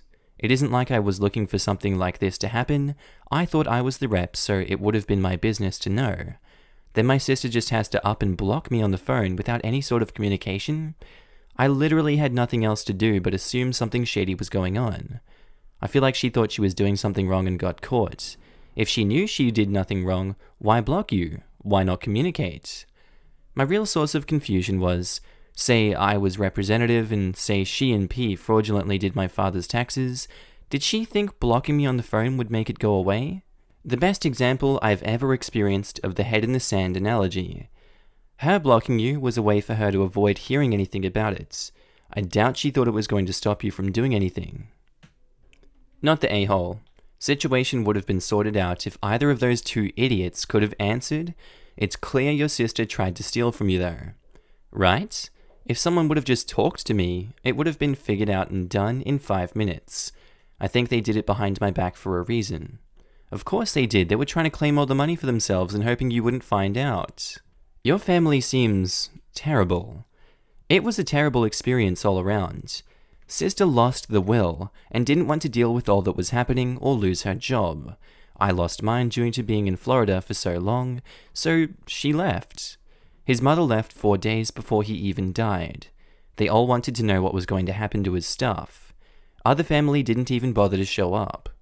His mother even took me off of the will that she had with my grandfather, so all the property and things he wanted me to have won't go to me anymore. Nobody talks to me now except anybody on my mother's side. They were divorced, when all I did was exactly what my father would have wanted. Coming up on a year since he passed, and I'm still catching flack and feeling miserable. Hugs. I'm so sorry. I feel it in the feels. Some people in the thread want to harp on my inherent mistake that I apologized for. Others do the hugs. I like the hugs. Am I the a-hole for making a complaint against a nursery worker due to how she reacted to my wife picking our kid up? So my wife is 36 and I am 37, and we have 2 kids, a daughter who's 8 years old and a son that's 3. My wife is an essential worker, as she's a doctor. She works extremely long hours with hardly any days off, whilst I work the typical 9-to-5 job, so I've always taken care of arranging the kids for school and care, etc. Well, with lockdown, I've been able to homeschool my daughter, but since my wife is an essential worker, my son's nursery has still been able to take him in, so I have dropped him off there as normal, as even though I'm homeschooling my other kid, I'm fitting that around me working from home. It makes it easier for my son to still have his routine, and so I can do my work and so on. Anyway, I was going to pick him up like normal, but my wife chose to do it as she was off at that time and could actually get him. The people at this nursery know my wife, as do the parents, even though she's rarely there. She was actually happy to be able to pick our son up from our nursery for once, and I thought it went fine until she came home in tears. She told me this nursery worker, who was just started there, didn't believe that my wife was our son's mother, as this worker had only ever seen me. The other workers and my son told her that my wife was in fact the mother, and that she wasn't a danger to my son. The new worker still didn't believe it, and said she didn't feel comfortable with letting a 3-year-old go off with a random woman she'd never seen before. My wife got really upset, and it then upset my son, as everybody was practically saying there was no danger, as my wife was a mother. A few other parents got dragged into this and backed up the other staff, and it was only through relenting that the new worker gave up. But she made a really angry comment along the lines of, "Maybe if you were here more often, I wouldn't have to verify your identity." My wife wants to forget it happened, but I am very angry. So the next day I picked up my son and asked to speak to the woman in charge about the new worker. She wasn't there when it happened, but I complained, and said that how my wife was treated was ridiculous, and that the co-worker was out of line for her snide comment at the end. The woman wasn't happy, and I have now learnt the new worker has been given a severe warning, and that her behaviour is being watched. The parents who backed my wife up are torn. Some think I did the right thing, as the woman didn't act professional, whilst others think I'm an a-hole for interfering. My wife is annoyed as she thinks I shouldn't have said anything. I really don't know if what I did was right or wrong, so am I the a-hole? I'm gonna say no. Straight off the bat, if you think, oh, I'm protecting this kid, but everyone's telling me I'm wrong, you are definitely not the a-hole for calling her out on her behaviour and getting her in trouble. Not the a-hole. If worker was actually worried, she would have asked for ID. That was being snide for no reason. The thing is, my wife would happily have shown her ID as she had nothing to hide. Of course, no parent would be mad at that, and if they had any doubt at all, they should have put safety first and asked. That was nothing but snide, catty nonsense. I had to pick up my nieces from school once. Had never done so before, and I don't have kids, so I don't know the protocol. I walked in, saw my nieces, told them I was picking them up. I was out the gate before a teacher ran up to me and asked who I was. She could tell the kids knew me, but I'm glad she made sure I wasn't kidnapping them. I did feel like an idiot, but NBD. Not the a-hole. Was a daycare worker, and I wanted to say she was doing her job to make sure your son was safe, but the other workers, we wouldn't take other parents' opinions, literally told her it's okay, and they've seen her before. The protocol also would have been to call you immediately, not just deny her leaving for however long that went on. Her comment was unprofessional, and she needs to learn that dads can stay home while women work, and what to do in that situation. I've worked in childcare and schools off and on for years. One thing that's been universal in any established place I've been in is an ID on file for who can and who can't pick up the child. I'm questioning if they don't keep good records, or if this new employee is just completely incompetent. Frankly, my dear, I just don't believe this posting for this exact reason.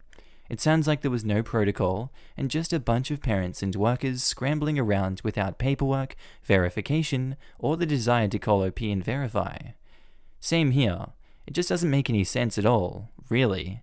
Plus, why was it on one new person who doesn't even know the parents, who was apparently the only one allowed to decide to let the child leave? Nothing really fits here. I thought this. As the new member of staff, why would she be overriding people who've worked there longer? Wouldn't a new member of staff surely defer to the other members? Posted by user main boot. Titled, Am I the a-hole for not letting my son graduate high school early? My 16-year-old son always hated school. He does well, but is bored. His counselor suggested taking short-term elective summer classes. Those classes would count towards his high school credits when he starts his senior year. His counselor also suggested taking community college courses that would satisfy required classes that he would have to take as a junior or senior, i.e., history, poli-sci, etc. The community college classes would be free, online, and would count towards his college degree. The goal was that by the time he started his senior year, he would only have to take a couple of bullcrap classes and stay at the school for a couple of hours a day. Literally, he could come at school at 10 a.m. and leave by noon, and that really excited him. After 2 years of summer school and online community classes, he has accrued so many credits that he could hypothetically graduate in 2021 instead of 2022. My son really wanted to do this, and I said no. My fear is that he will regret it. He doesn't know anyone in the class of 2021 and will miss out socially. Plus, if he were to graduate early, then he would resume going to community college full-time on campus, and I don't think he's ready for that sudden change. Edit. Even his high school counselor thinks it's a bad idea to let him graduate a year early. Edit. Also, by graduating in 2022, he can do even more online community college classes, and the school district pays for it all, including books. This will literally save thousands of dollars. Edit. For people who are saying that community college offers great clubs, housing, and has tons of students my son's age, have no idea what they're talking about. The CC that my son goes to is a commuter college. The vast majority of them are working adults, so there are no functional clubs, and they are much older than my son, and I have never heard of any CC offering student housing, and this is California. Edit. I also stand corrected by the cost. My son will actually have to take upper divisional courses, which cost $84 per unit, excluding books, materials, and other fees. It comes out to about $1,500 a semester full-time, and that is a lot of money. Edit. My son hates his teachers, not his friends, and it's not like he loves community college either. Edit. This has nothing to do with my son getting older. Even if he were to go straight to a university, he would still live at home. I am not paying $13,000 a year for him to live in some small shared dorm 9 months a year. And yes, that's how much it costs for student housing in our state, and that's a state university. Screw that crap. You're the a-hole. What do you mean he won't know anyone socially? If he's leaving for college, will he know anyone socially in his new college either? Stop being a helicopter parent and let your kid thrive. The part that annoys me is that saying that him taking classes after graduation will be too sudden a change. What do they think will happen when their son graduates normally? The same thing. I think it's too sudden for the parent, so they're holding the kid back. My thoughts exactly. When I decided to go to university early, I had sit-down meetings with the dean of my program so that they could assess that I was mentally prepared to make the leap, and they set up my on-campus housing to make sure that I had access to help if I needed it. This kid is doing community college, and sounds like they'll still be living at home, which really helps on both money and the mental aspects. This kid sounds smart and driven, and that they'd have no problem excelling as an early admissions student. That parent is YTA. You're the a-hole. You first mention he hates school, yet you knowingly refuse to let him graduate early when he is within his right to do so. Most likely, he does not enjoy high school in particular, and there are many possible reasons for that. His social experiences will not come to a halt if he graduates 1 year early. In fact, he might find it easier to make friends and pursue education in a college environment. You're the a-hole. Your son has worked hard to accumulate credits. You're robbing him of the benefits of his hard work. If he graduates early, he can go to college early, get a career started early, etc. You should be encouraging his work ethic, not throttling it. Son, I know you worked really hard for literally years to achieve a goal that excites you, but I'm not ready for you to take the same courses in person that you're already excelling at online. Way to encourage your kid, OP. You're the a-hole. So what, he doesn't know anyone in the 2021 class? He'd be there for 2 hours a day, and it doesn't sound like he cares to make friends with other teenagers anyway. And who the hell is ready for a full-time college at 18? He'll be 17, close enough. Also, he won't be there all day like a full-time job either. That's not how college is, unless to pay extra to take more than a full course load. And graduating early with these credits is a huge step up. You basically want to stop him from doing something great for his future because he doesn't know some kids are grade below him and you don't trust him to go to school, which is dumb because he's done nothing but for at least a year.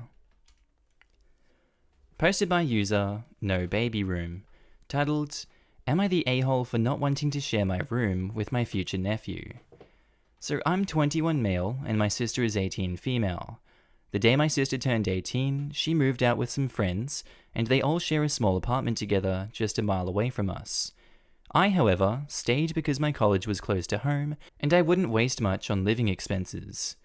I started giving my parents money for rent, electricity, and water, and I buy my own stuff that I need like laundry detergent, groceries, etc.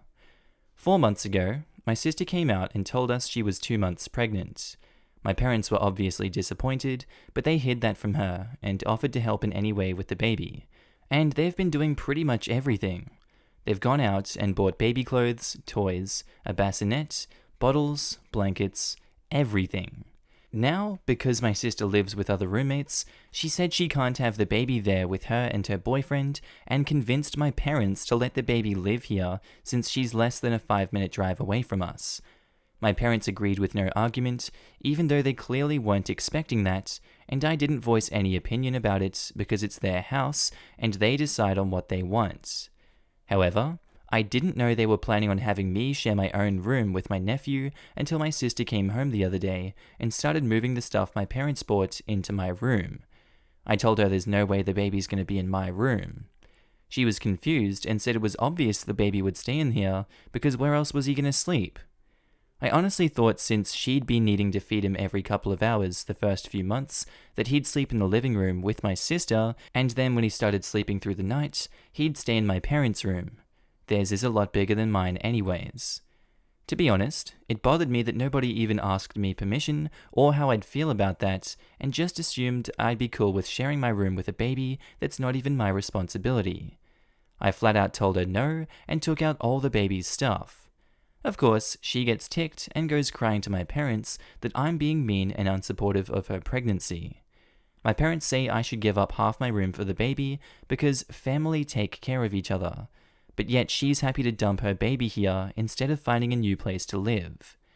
I told them that she's the one who got pregnant, and it's not fair that I should give up my room because of her decisions. My sister stormed off and hasn't contacted us since. My parents keep telling me to apologize to her, and even a few other relatives are telling me I'm being cruel for not wanting to make such a small sacrifice for my own nephew. Which isn't fair. Babies cry all the time at all hours of the night. I'm not about to deal with all that in my own room, which I pay rent for, but that somehow makes me the bad guy here. Am I the a-hole? Edit. For people who keep asking, my sister and I used to share this room. I moved into our garage when I was 15 so I can have my own space, then moved back when she left. And no, I'm not moving back into the garage because barely any of my things will fit in there, and also because there's no longer a place for me to sleep. I'm gonna go right ahead and say he's not the a-hole. That's perfectly reasonable. The parents want to support the baby, so the parents should put that responsibility on themselves and not force their son into it, who doesn't want any mind. He pays rent, he gets a say. End of story. Not the a-hole. You pay rent. Why should you have to give up half the room? And it's extremely inconsiderate, especially because it'll mess up your sleep schedule. Tell your parents, taking care of each other is so true and all makes perfect sense, then move all the baby stuff to their room.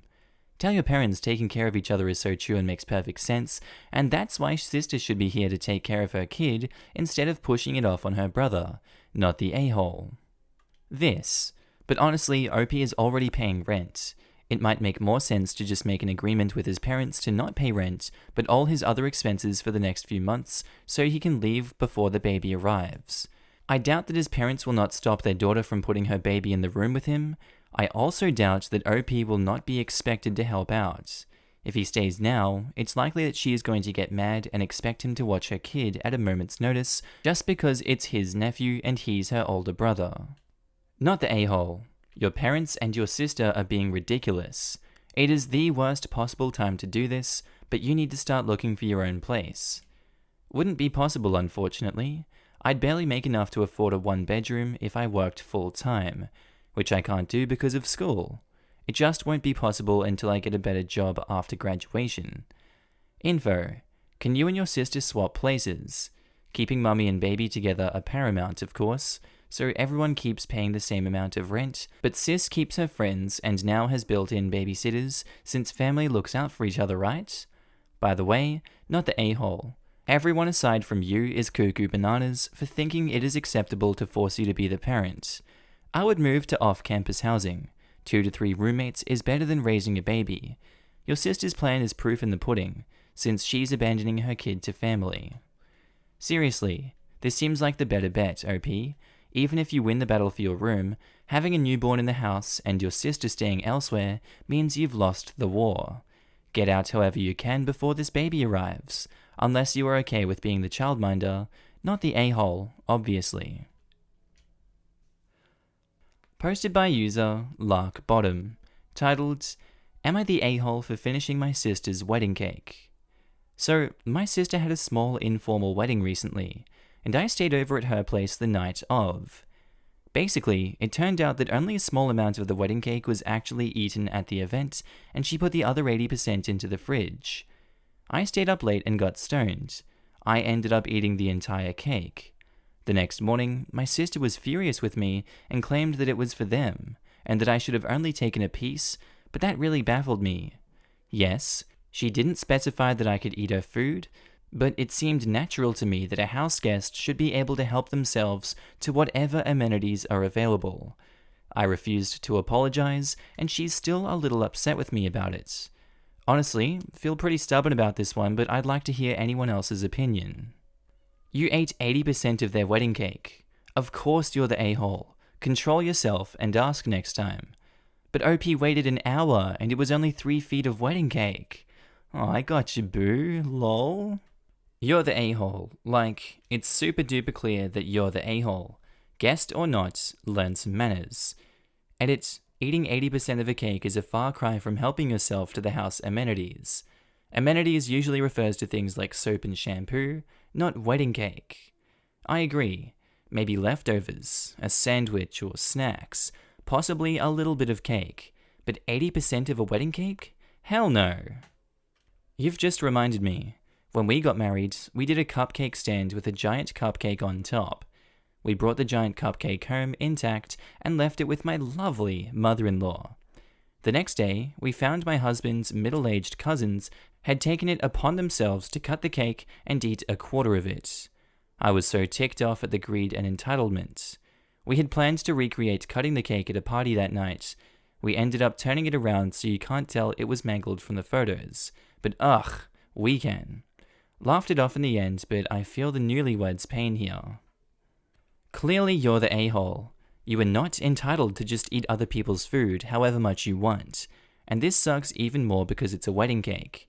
Your definition of being a guest is very skewed.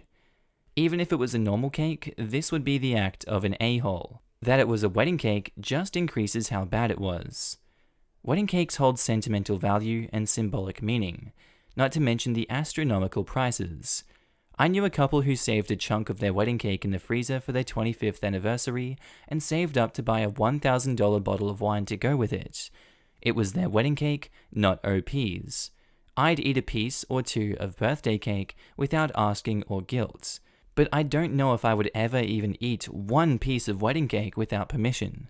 That kind of cake holds a very different meaning to many newlyweds. Eating damn near an entire wedding cake, not even OP's own wedding cake, is a major a-hole move. Absolutely, and you're obviously the a-hole. It baffles me that OP thought this was an okay maneuver. Posted by user Didn't Wake Up GF. Titled, Am I the a-hole for not waking up my girlfriend for her exam after I overheard her calling me a little tramp? My girlfriend has online summer courses, and she had an exam for one of them this morning. I usually wake her up for pretty much everything because she sleeps through her phone alarm no matter how long it buzzes or how many she sets. She has joked that I'm her butler before, and within the context of a relationship, it's okay. So I don't mind. Obviously I want to love my partner and try to make her life easy. However, last night she was chatting with her friends and she thought I couldn't hear. She was bragging that I'm her little tramp and I do everything for her when she tells me to, etc. It really hurt my feelings because they were making comments like good, put him in his place, and she was agreeing. She specifically said, yeah, I'm not worried about tomorrow because the tramp will make sure I'm up and he'll probably have breakfast ready for me too. I went to bed pretty hurt by it, and come morning, I didn't bother to wake her up when her alarm started to go. She usually only gets up when someone physically shakes her, but I let her turn off her alarm and she slipped back into sleep, and I turned around and went back to sleep too. When she woke up, she was yelling at me saying that I'm an a-hole and I've cost her an exam, and I'm a piece of crap for what I did. Edit, sorry for not responding sooner. I wrote this on my break at work, and now I have to get back to it. I can't have my phone because I work with food. I wasn't expecting this many replies so fast. I think we're breaking up. I told her this morning after she called me a tramp for being upset, being called a tramp, lol, but she says she's not done with me. I'm just trying to get through today's shift, then deal with stuff later. I'll try and get back as I can. We've been together a year, and it was my first real relationship, but I'm tired of her not acknowledging how crappy she made me feel and still calling me a tramp. That word really made me feel crap and small. Not the a-hole. Your girlfriend sounds incredibly abusive. You shouldn't have to put up with that. Don't wait for any more red flags. Get out of this now. You deserve better. Dude, get out. 2 red flags. You didn't put up enough red flags. Here's more. Here's the whole communist nation. You forgot some gold flags too. I found another one under the couch. Nice. I found one in the cushions. Here you go, man. Had this one in my pocket. Rusty Garlic. He's got a red flag for us. One thing I never understood about this Reddit is the red flag comment chains. Every nice comment chains. I understand better than that. Whoa, there's a red flag in my bed here too. It's insane. Oh, look here. I just pulled a red flag out of my ass. Do you want to see? Dude, the way she talked about you is horrible. Forget about petty revenge and leave. You deserve better. She doesn't even sound like she respects him. Don't be a doormat, OP. I hate the term doormat because it really puts the blame for abuse and controlling behavior on the victim rather than the abuser. I get what you say, but sometimes people do let it happen to them because love is blind. Hearing the truth can hurt, but sometimes people need to hear it. Look at how some people just keep forgiving their cheating partner and keep expecting it to turn around for the best. Opie is not the a-hole though, and should get out of this ASAP. He deserves better than this horrible girlfriend. By the way, Opie, make sure you let your friends and family know the truth. She sounds like the type who might try to turn your friends against you with the lies. Yeah, but it's sometimes happening because love is blind is the worst excuse to victim blame. It's the same as, well, generalizing anything. And in this case, generalizing the reason survivors stay in abusive relationships can cost lives. So don't do it. Tough love just hurts the abused. These people have been given tough love the entirety of their relationship. It's not right. You're not going to get anywhere by blaming them for their abuse, essentially acting exactly like the abuser. When you give a survivor tough love, you are valuing your own heroics over their actual safety and experiences. Be honest, be loving, and be there when they get out. Don't give them ultimatums, don't threaten them. Don't emotionally manipulate them by telling them they could die so they need to leave.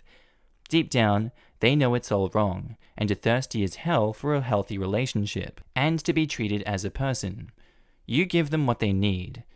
Be the example with your partner of a loving and safe relationship. Don't ever mimic abusers. The road to hell is paved with good intentions. Posted by user Soliloquy6762, titled, Am I the a-hole for making my 17-year-old stepdaughter do more work around the house? There's no school and she doesn't have a job, so my stepdaughter has no responsibilities at the moment. For context, her dad was a single dad until he met me when she was 10, and now we have 2 more children together. Her dad is a GP, so he works pretty much constantly, and I'm left looking after 2 children by myself for the majority of the day, both 5 and 2 years old respectively. Apart from cooking the daily family meal twice a week max, looking after the children 2 times a week when we go grocery shopping, and helping me put away said grocery shopping, my stepdaughter does nothing to help when I'm clearly in over my head, and she's old enough to be taught a little responsibility. When I was her age, I was working 2 jobs and looked after my little sister and helped out around the house without being asked. She had to be asked to do every little thing apart from the things mentioned so far, and always does them begrudgingly. To teach her a better work ethic, I put together a chart full of chores she has to do every day. Until she's done them, she's banned from using her devices, both her phone and iPad, and I also take away whatever book she's reading at the moment. She can have them back when all the chores are done. A typical day for the past week has involved her doing 5 chores of her choice from a list. The choices are, as examples, vacuum all of upstairs or downstairs, wash the floor, cook dinner, fold the laundry, do the dishes, dust any surfaces, tidy your siblings' rooms, walk the dogs, pick up dog poop from the garden, etc. This was all working out fine until my husband caught on to what was going on, and he accused me of being lazy and punishing her for no reason and overstepping boundaries. I don't agree at all. The household is running much more smoothly with her help, and I have more time to spend educating my 5-year-old since school is out and I need to make sure that he doesn't fall behind. Am I the a-hole? Major update. Thanks to you guys upvoting this so much, my stepdaughter found this post and showed it to my husband last night. I'm sure to you this is a perfectly happy ending, but you do understand that it's tearing a goddamn family away from their father, right? By the way things are looking, this isn't something he's willing to work past. I'm going to stay with my mother until the dust settles. Thanks for the awards. Major update 2. Since the discovery of my last post, my husband and I have had plenty of screaming matches. And finally, an honest sit-down discussing trying to resolve the issues. After much discussing, we decided to stay together for the meantime, but I'm on very strict probation. The rules and understandings we came to are as follows. 1. If I need paid help in the house, he will pay for it. 2.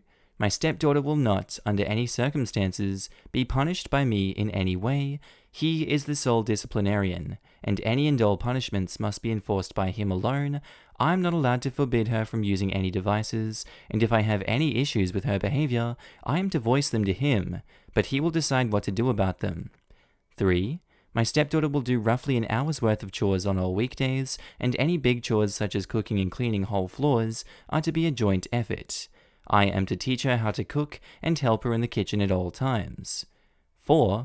she will not under any circumstances clean her siblings' rooms, and I have to teach our 5-year-old and 2-year-old to clean up after themselves. He mentioned he was shocked to learn that they couldn't already. 5. If any of the above rules are broken even a little by me, I'm out of both of their lives. I guess everything worked out. I am on very thin ice, obviously, and my stepdaughter hasn't even looked at me since the whole thing was unearthed. But I do actually want to build a relationship with her. I feel like after this, she will never feel more than tolerance for me. But I brought that on myself. This will be the final update on the situation. While a 16-year-old should absolutely have responsibilities around the house, and nothing on your list sounds excessive, I must admit that I'm a little concerned about the way this post is worded and the tone it conveys. It sounds like you're less concerned about your 16-year-old having a good work ethic and age-appropriate responsibilities, and more like you want free labor for you and your kids. If that attitude is leaking into your interactions with your stepdaughter and with your husband, I'm not surprised you're getting pushback. It sounds like it's time for you and your husband to sit down and address the actual issues here. I'd be open to changing my opinion with more info, but so far, you're the a-hole for the fact that you blew right by co-parenting to get your way. Further, the post suggests that you hid this all from your husband. Update in response to your update. If your actions were civil, fair, and loving, this would be the absolute best thing that could happen. It would be a wonderful way to start a discussion with your family about chores and contributing. The fact that you're upset about your husband and stepdaughter finding it is very telling about how awful you knew your attitude was from the beginning. Don't throw garbage out to sea if you don't want it washing back up on your beach. Whether anyone on Reddit understands a thing about your family is irrelevant. I'm sure you've heard the phrase, play stupid games, win stupid prizes. Don't be mad at the people handing you the prize. You should be ashamed of yourself for playing in the first place. Are you giving him a valid reason to want to work past it? That's nice. She could probably use the extra 5 chores a day done. Nice. I'm glad your comment forced her to respond and show her true colors, using discipline as a way to draw lines in the sand between her real kids and her stepchild. Cinderella's evil stepmother looking ass. You're the a-hole. Am I the a-hole for accidentally making my brother lose a leg? I'll make this very short because of character limitation. Also, everything that happened in this story happened at December 2019, not while the world is crazy.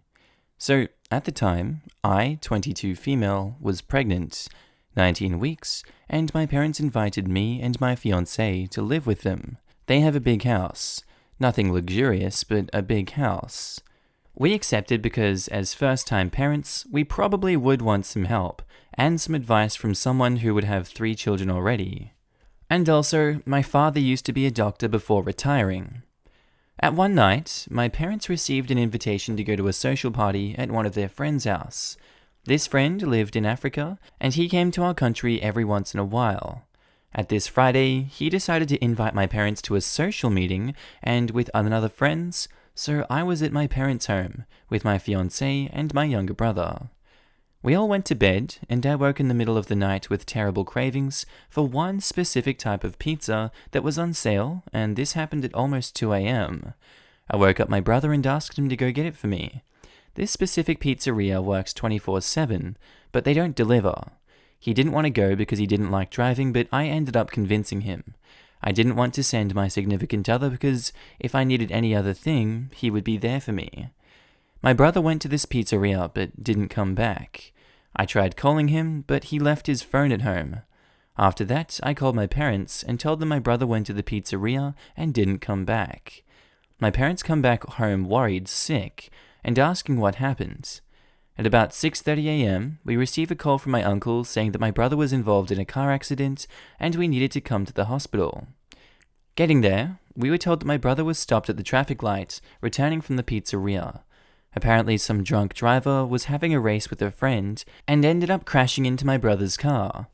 Apparently because of the injuries, the doctors had to amputate my brother's leg. As my brother wasn't awake, my friend passed most of the time trying to speak with doctors, but my mother asked me what I was thinking when I decided to send an underage brother so late at night to get food instead of calling and asking them.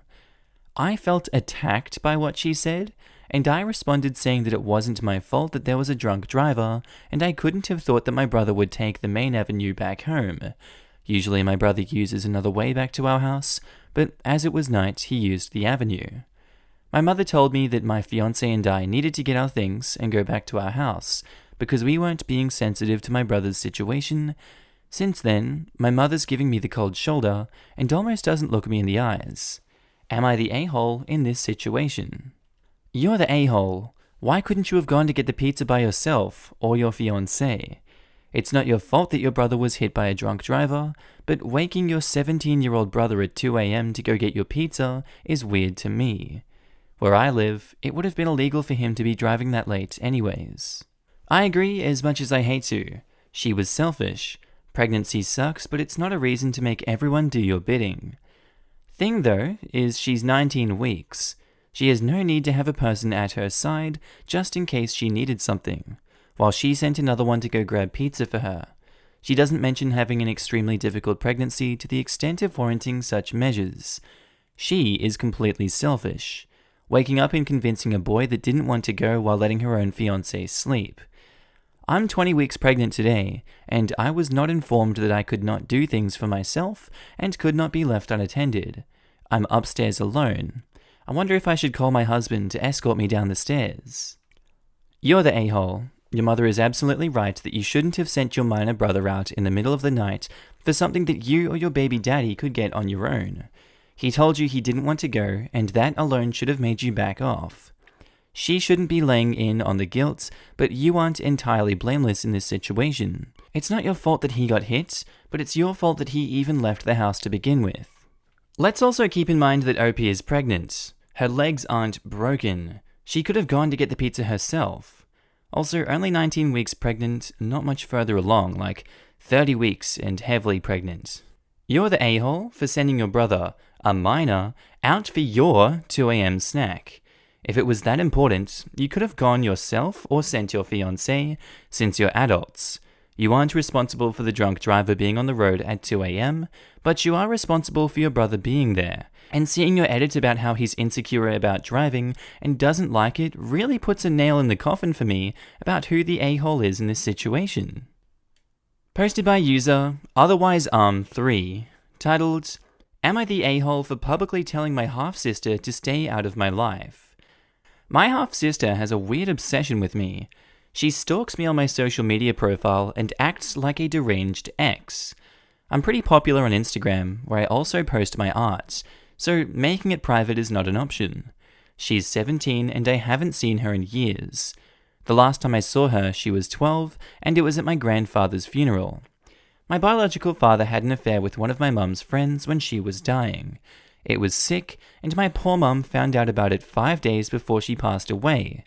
The other woman was already pregnant with my half-sister. I was 15 and old enough to know what that meant.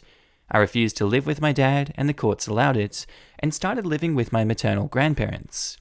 My 2 oldest siblings were in college, and they haven't talked to him in years. We chose to keep them out of my life, and we like it that way. Whenever I, my husband, or my siblings make any sweet post, she literally spams the comment section with comments about us abandoning her and our biological father. I keep blocking her, but she comes back with new IDs every time. I definitely think she is not in a good mental place and needs help, possibly professional help. The last straw was on Mother's Day. When I tried to post a beautiful tribute to my mum, I posted many pictures. Some of those pictures were beautiful family pictures, and I edited my biological father out of them. She commented about me posting edited pictures and abandoning our father. It was a long post, and she actually posted several old family pictures in her account. That post got a lot of attention, and people started asking me about it. Only this time, I didn't delete her comment or block her. I replied under her post and asked her to stay away from my life. All this time, I avoided a confrontation because I believed she was young and misled by her parents, but as a 17-year-old, she should know better. This was my reply. I don't know about others, but for me and my siblings, just because our biological father decided to have sex with some rando and cheat on our dying mum, doesn't mean we owe anything to him or the result of his indiscretions. Please respect our boundaries and leave my family alone. You are old enough to understand this, and if it bothers you, consider therapy. This level of obsession with our lives is really unhealthy. I wish you and your family well. Am I the a-hole? Definitely not the a-hole. If she wants to publicly shame you for a very reasonable choice, then she can get a taste of her own medicine. You aren't responsible for her or her father in any way and have every right to keep them away. If she can't respect your boundaries and continues to spam your account, I would strongly consider taking legal action as well. This sounds like borderline stalking and defamation, especially considering the circumstances. I will look into legal options if she continues her behavior after she turns 18. Although sometimes I feel like it might be my father using her to harass me, it's just beyond my understanding that a 17-year-old would be obsessed with a bunch of relatives. I agree that's probably the best course of action. Given your dad's history, it wouldn't be surprising if she was manipulated or strongly encouraged into the behavior. It's sad if that is the case, but it still doesn't excuse her actions. Either way, she needs to be held responsible if the behavior continues into adulthood. It doesn't fully excuse her actions, no, but a 17-year-old can be easily pressured by her father. I don't want to come to drastic conclusions, but we can't rule out abuse. Systematic abuse. Everyone expects a 17-year-old to know better. But if you were born into this situation where your father had some weird obsession with some kid you've never even met, it would shape how you grew up. Not the a-hole 100%. Your reply was direct, to the point, and only slightly hurtful. Probably didn't need to recommend therapy. Though I will say this, your half-sister didn't choose to be a product of your father's indiscretions. To her, she may still see you as family, and it might just be an accumulation of being rejected by you and your father's siblings for all this time. Perhaps down the road, when she sees an adult, try opening that bridge, with restrictions, with her alone. Because who knows what your a-hole of a dad has told her about what actually happened. She might not know the real truth. I'd disagree on this point. I'd say that therapy is helpful even to mentally healthy people, given the tools it can give you to better manage your mental state. The obsession with her half-sister's life, coupled with her persistence and anger, seems pretty unhealthy. There is potentially a lot that's going on, and therapy could be helpful. I'm not sure how recommending therapy would be considered an insult and hurtful in any way. Posted by user ThrowRA28826, titled, Am I the a-hole for getting our daughter to interrupt my wife's nap? Without going into too much detail, my job is very stressful right now. I'm on constant meetings, and I am constantly having work thrown at me last minute. I have 2 children, 2 and 4. We are also expecting our 3rd child in October. My wife is an interior designer. She usually works nights since our youngest is always waking up at odd hours, and she says it inspires her, which is fine. I had a 40-minute break yesterday. I decided to take that as me time and watch some TV when my youngest woke up from her nap and started whining that she wanted to play. I told her to go get mummy to play because I wanted to relax. Turns out her mother was having a nap because both children were also meant to be sleeping as they'd been awake most of the night. My eldest woke her up and they played princess or whatever for a few hours and had an early night. My wife came into the bedroom that night and completely went off about how she isn't a single parent and she just wanted a nap. Next time the children are up, she'll get our daughter to wake me up as a guilt trip like I did to her. I tried to explain that I only had 40 minutes. I'd had pressure from my boss and wanted a break. She chooses to work nights. Now she's sleeping on the pull-out sofa in the girls' room. Am I the a-hole? So, if your wife didn't work at night, who would manage the children while you were both working during the day? She's pregnant and caring for a toddler and a preschooler all day and working at night. You needed a break, understandable, but when is hers? You're the a-hole. She gets to sleep for 4 hours. OP, you do know that sleep deprivation is literally tortured and banned by the Geneva Convention, right? Because that's what you're doing to your wife. You're the a-hole multiplied by 1,000,000. Stop pretending to be a babysitter and actually be both a parent and a dad. How much do you charge your wife to babysit, OP? A lot of men on this sub feel entitled to me time to recharge, which apparently excludes spending any time with your kid. and they find it okay to interrupt the recharging of their spouse for it. You're the a-hole. Oh boy, are you the a-hole. So you're working a lot during the day. She's pregnant and looking after 2 small kids, then she's doing her job at night, whilst also I know after one of the children that doesn't sleep that well. Info. When is her me time? When does she sleep? Based on the information you gave, it's no surprise she went off on you. She must be exhausted. If you want more me time, you need to set boundaries at work and learn to say no. Read his other replies. She gets to sleep for 4 hours before her midnight shift starts. Wow, just saw those. Did not help his case. Posted by user Work From Car, titled, Am I the a-hole for working from my car in a parking lot because my wife is having my mother-in-law stay with us? My wife gave birth to our son 8 weeks ago, and since then, my mother-in-law has moved in with us.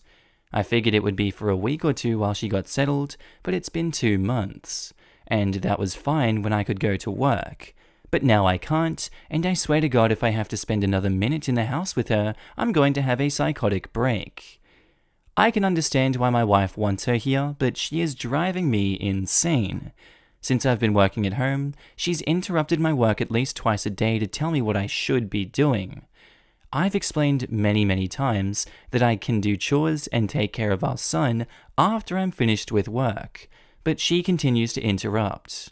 I have been cooking most nights, and she comments on my cooking every fudging night. Too bland, or too spicy, or too this, or not enough that. But she doesn't cook. She doesn't even do the dishes. She just exists in the house, following me around like a fudging demon, telling me what to do. She could fix 95% of what she nags me about herself, rather than bothering me while I'm working, or actively trying to take care of something. She told me to do the dishes while I'm doing the dishes. I've explained this to my wife and basically gotten a too bad answer every time. I can't take it anymore. I've been taking my laptop in my car and working in my office parking lot using my hotspot. I put a curtain behind the front seats for meetings so they can't tell where I am. I've done this for 3 days and my wife has been telling me to stop. I told her I'm not going to stop until mother-in-law leaves, and my wife said it's not fair to pressure her into making her leave early. I asked when she was planning on making her leave, and I got the same answers I've gotten every other time, which is when she feels like it's right. She told me to stop going back to the parking lot again today, but when she went back to bed, I went again, and I'm here now. Am I the a-hole if I don't stop coming? Edits 1 to 3 removed. Edit 4. My edits were deemed in violation of Rule 3. Summary here. Wife will get upset if I confront mother-in-law directly. I take care of my son from when I'm done working to when I go to bed, and all day on Saturday. I do nights on the weekend. Sunday is my day off where I don't have work and don't have to take care of our son all day. But I'll help out if needed. I start work at 8, finish around 6. From 6 until 12 I take care of him, as well as cooking. My wife's day off is Saturday, mine is Sunday. My boss is a mess, and therefore I accomplish nothing today. I do all the cooking and dishes, and other chores are split evenly. I've tried having conversations about why she wants mother-in-law to stay, and what she does that I don't, but she shuts me down. Not the a-hole. Tell your wife either mother-in-law leaves, or you do. 8 weeks is way too long for any company. Plus, your wife has allowed mother-in-law and her wants to come before you in your own house. You might as well have your mum move in too, because too bad. When you marry and have children, your immediate family becomes you, spouse and baby, and everyone becomes extended family. She needs to be taking your side. I know if my own mother came to stay for 8 weeks, she'd actually help and would facilitate my partner and I bonding with our hypothetical child. That's why I'm agreeing not the a-hole. Mother-in-law needs to either step up and help the whole family or leave. Opie has done well so far, and should continue to go to work. If his wife needs help with the baby, that's what mother-in-law is for. Thanks for commenting, but it's too bland. Maybe make it more spicy next time. Said by Opie's mother-in-law. Oof, too spicy. More bland, less time, please. Why are you commenting here? You should be doing the dishes. Why are you commenting here? You should be commenting here. Well done. Very cool, everyone. Thanks for coming. No, she said medium. You call this medium? Have you ever seen a steak before? Not the a-hole. You're not pressuring your wife to make her mother-in-law leave early. You're making accommodations for yourself and literally putting your wife before yourself right now by leaving her and mother-in-law alone for whatever it is she wanted her mother to help with. Yeah, this feels like a control thing from his wife. Why does she care exactly how he manages the situation? He's not hurting the mother-in-law or her. Probably because mother-in-law is complaining to wife that OP isn't home to help with the house. Mother-in-law doesn't seem to understand the concept of working from home, so she probably just assumes he's fudging off to avoid helping. OP is so not the a-hole, and needs to shut this crap down. I'm also going to assume mother-in-law probably doesn't work or hasn't in a very long time. My mum hasn't worked in 35 years. She has trouble of understanding the concept of working from home. My mother-in-law is still employed, and she very much understands the concept of working from home. My mum is in her 50s and completely thinks remote working is code for being jobless and has zero comprehension of technology. It took her 2 years to learn to use volume control on her laptop. I wouldn't be surprised if the mother-in-law didn't understand that OP is actually working. Oh dude, not the a-hole. My mum is like this and I would never subject my spouse to that for an extended period of time. My mum has gotten better, but it's because I set firm boundaries, not suck it up and say too bad. My mum once rearranged my entire kitchen because it wasn't right. I called her out like, what the hell? You don't live here. You don't get to make these decisions. When she argued with me, I told her she wasn't allowed to stay with me until she respected my space. She also nags and nitpicks everything. Growing up, she literally printed, laminated, and posted 6 pages of instructions on how to do laundry the right way. As an adult, I've told her I don't want to spend time with her if she's going to be like that. Past few years, I've actually had no issues with her, and she's stayed with us a few times more recently. Boundaries are wonderful. You have every right to not want to be around it, and I see nothing wrong with working out of your car. Honestly, it may be a good idea to tell your wife that she can't expect you to just tolerate this. If it were me, I'd say that I'm no longer going to cook if everything I cook is going to be critiqued. I'm also petty and an a-hole, so keep that in mind. My mother is like this. She's rearranged my kitchen several times. I'm still figuring out ways to handle it. I have the advantage of working in mental health, which taught me how to deal with this. It's challenging, but I'm a big fan of assertiveness and setting boundaries. It's not easy, that's for sure. Teach us. Here's a link to a free resource that I often use with my patients. It's a self-help workbook, and it's very good. I'm actually going to chuck that link down in the description if you guys want to look at it. Posted by user Serious Carpet 3, titled, Am I the a-hole for not backing up a girl when she said she dresses for herself, not for guys? People involved in this, me, 16 male, a friend of a friend Olivia, 16 female, the rest of our friend group, 16 to 17 male or female. So, I'm considered one of the more stylish guys at my school. I actually put effort in and don't wear shorts and sweatpants and t-shirts every day. Anyhow, Olivia is also pretty well dressed, and today she was talking about how she dresses for herself and how her clothes aren't to attract guys, but because she feels better when she looks good. She then turned to me and asked, Isn't that right? Don't you dress for yourself? Clearly, she was expecting me to confirm her opinions. I shrugged and said truthfully that no, I actually dress at least partially to look attractive for girls. I do enjoy looking nice, but more than that, I like girls thinking I'm hot, so I try to dress in a way that makes them think this. This upset her, since I didn't back her up. She asked, Don't you believe me though when I say I only dress for myself? I shrugged again and told her I can't know for certain because nobody could see inside her brain but herself. They also really don't know her that well, so there's no way to know either way whether she's telling the truth. This really upset her, and she's angry at me for not supporting her. I don't believe I had any obligation to, and besides, when she asks me questions, she shouldn't be mad at me for answering. Am I the a-hole? You didn't start out the a-hole when you answered honestly why you dress up, but you became one when you danced around believing her reasoning. If I said, I like blue, do you believe me? You would respond with, There's no way for me to know if you like blue or not because I can't read your mind. What a strange thing to say. You are the a-hole. It's a very predictable thing to say for an above-average intelligent teenager who is trying to not technically lie, but isn't smart enough yet to realize that people can and will read between the lines. Yeah, just because you think that the way you dress gets you women doesn't mean she might be lying about her personal reasoning. You're the a-hole. You're the a-hole for suggesting she was lying.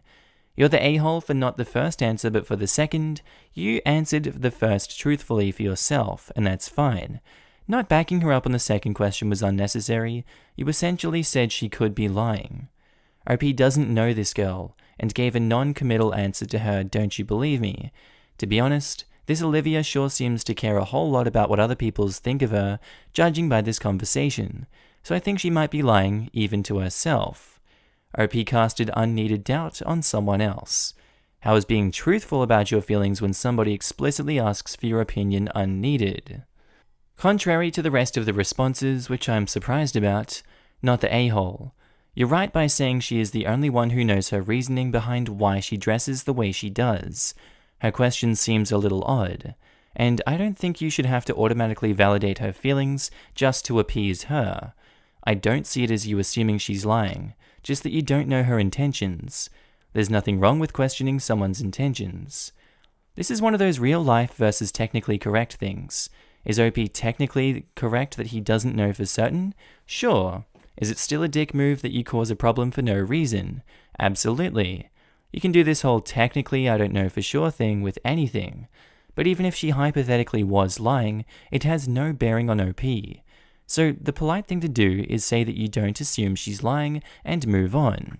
If you have a casual acquaintance you see at work or school from time to time who you don't particularly like, but don't have any problems with, and they ask if you like them, you could say, "Yeah, you're fine," and be polite. Or you could say, "Well, honestly, I think you're kind of annoying sometimes, and I don't like talking to you, so I don't like you, but I don't have a problem with you." The second one is more honest, but it also causes unnecessary friction when it wouldn't hurt anybody to say the polite and socially acceptable thing and just be nice. Sometimes you can choose not to be a dick, even if you're technically in the right. G'day there guys, outro Markee here. Hope you enjoyed the episode as much as I enjoyed making it today. If you did, be sure to like, comment, and subscribe. Tell me what you thought about it down below. Also, if you like memes, be sure to head on over to my second channel, Markee2. It should be one of the sexy Australian faces on screen, the one without the flag. It's my latest and greatest creation, and I hope you like it. Also, I'd like to give a huge shout out to my channel members and Patreon subscribers. You guys do so much good for me, and the support goes without saying, but I'm gonna say it anyway. I love you guys, and I appreciate all the help and support you provide me on this channel. Also, if you want to join the family, links are down in the description below, or click that join button next to the subscribe button. Anyway guys, I hope you enjoyed that one today. I'll see you in the next one. Bye!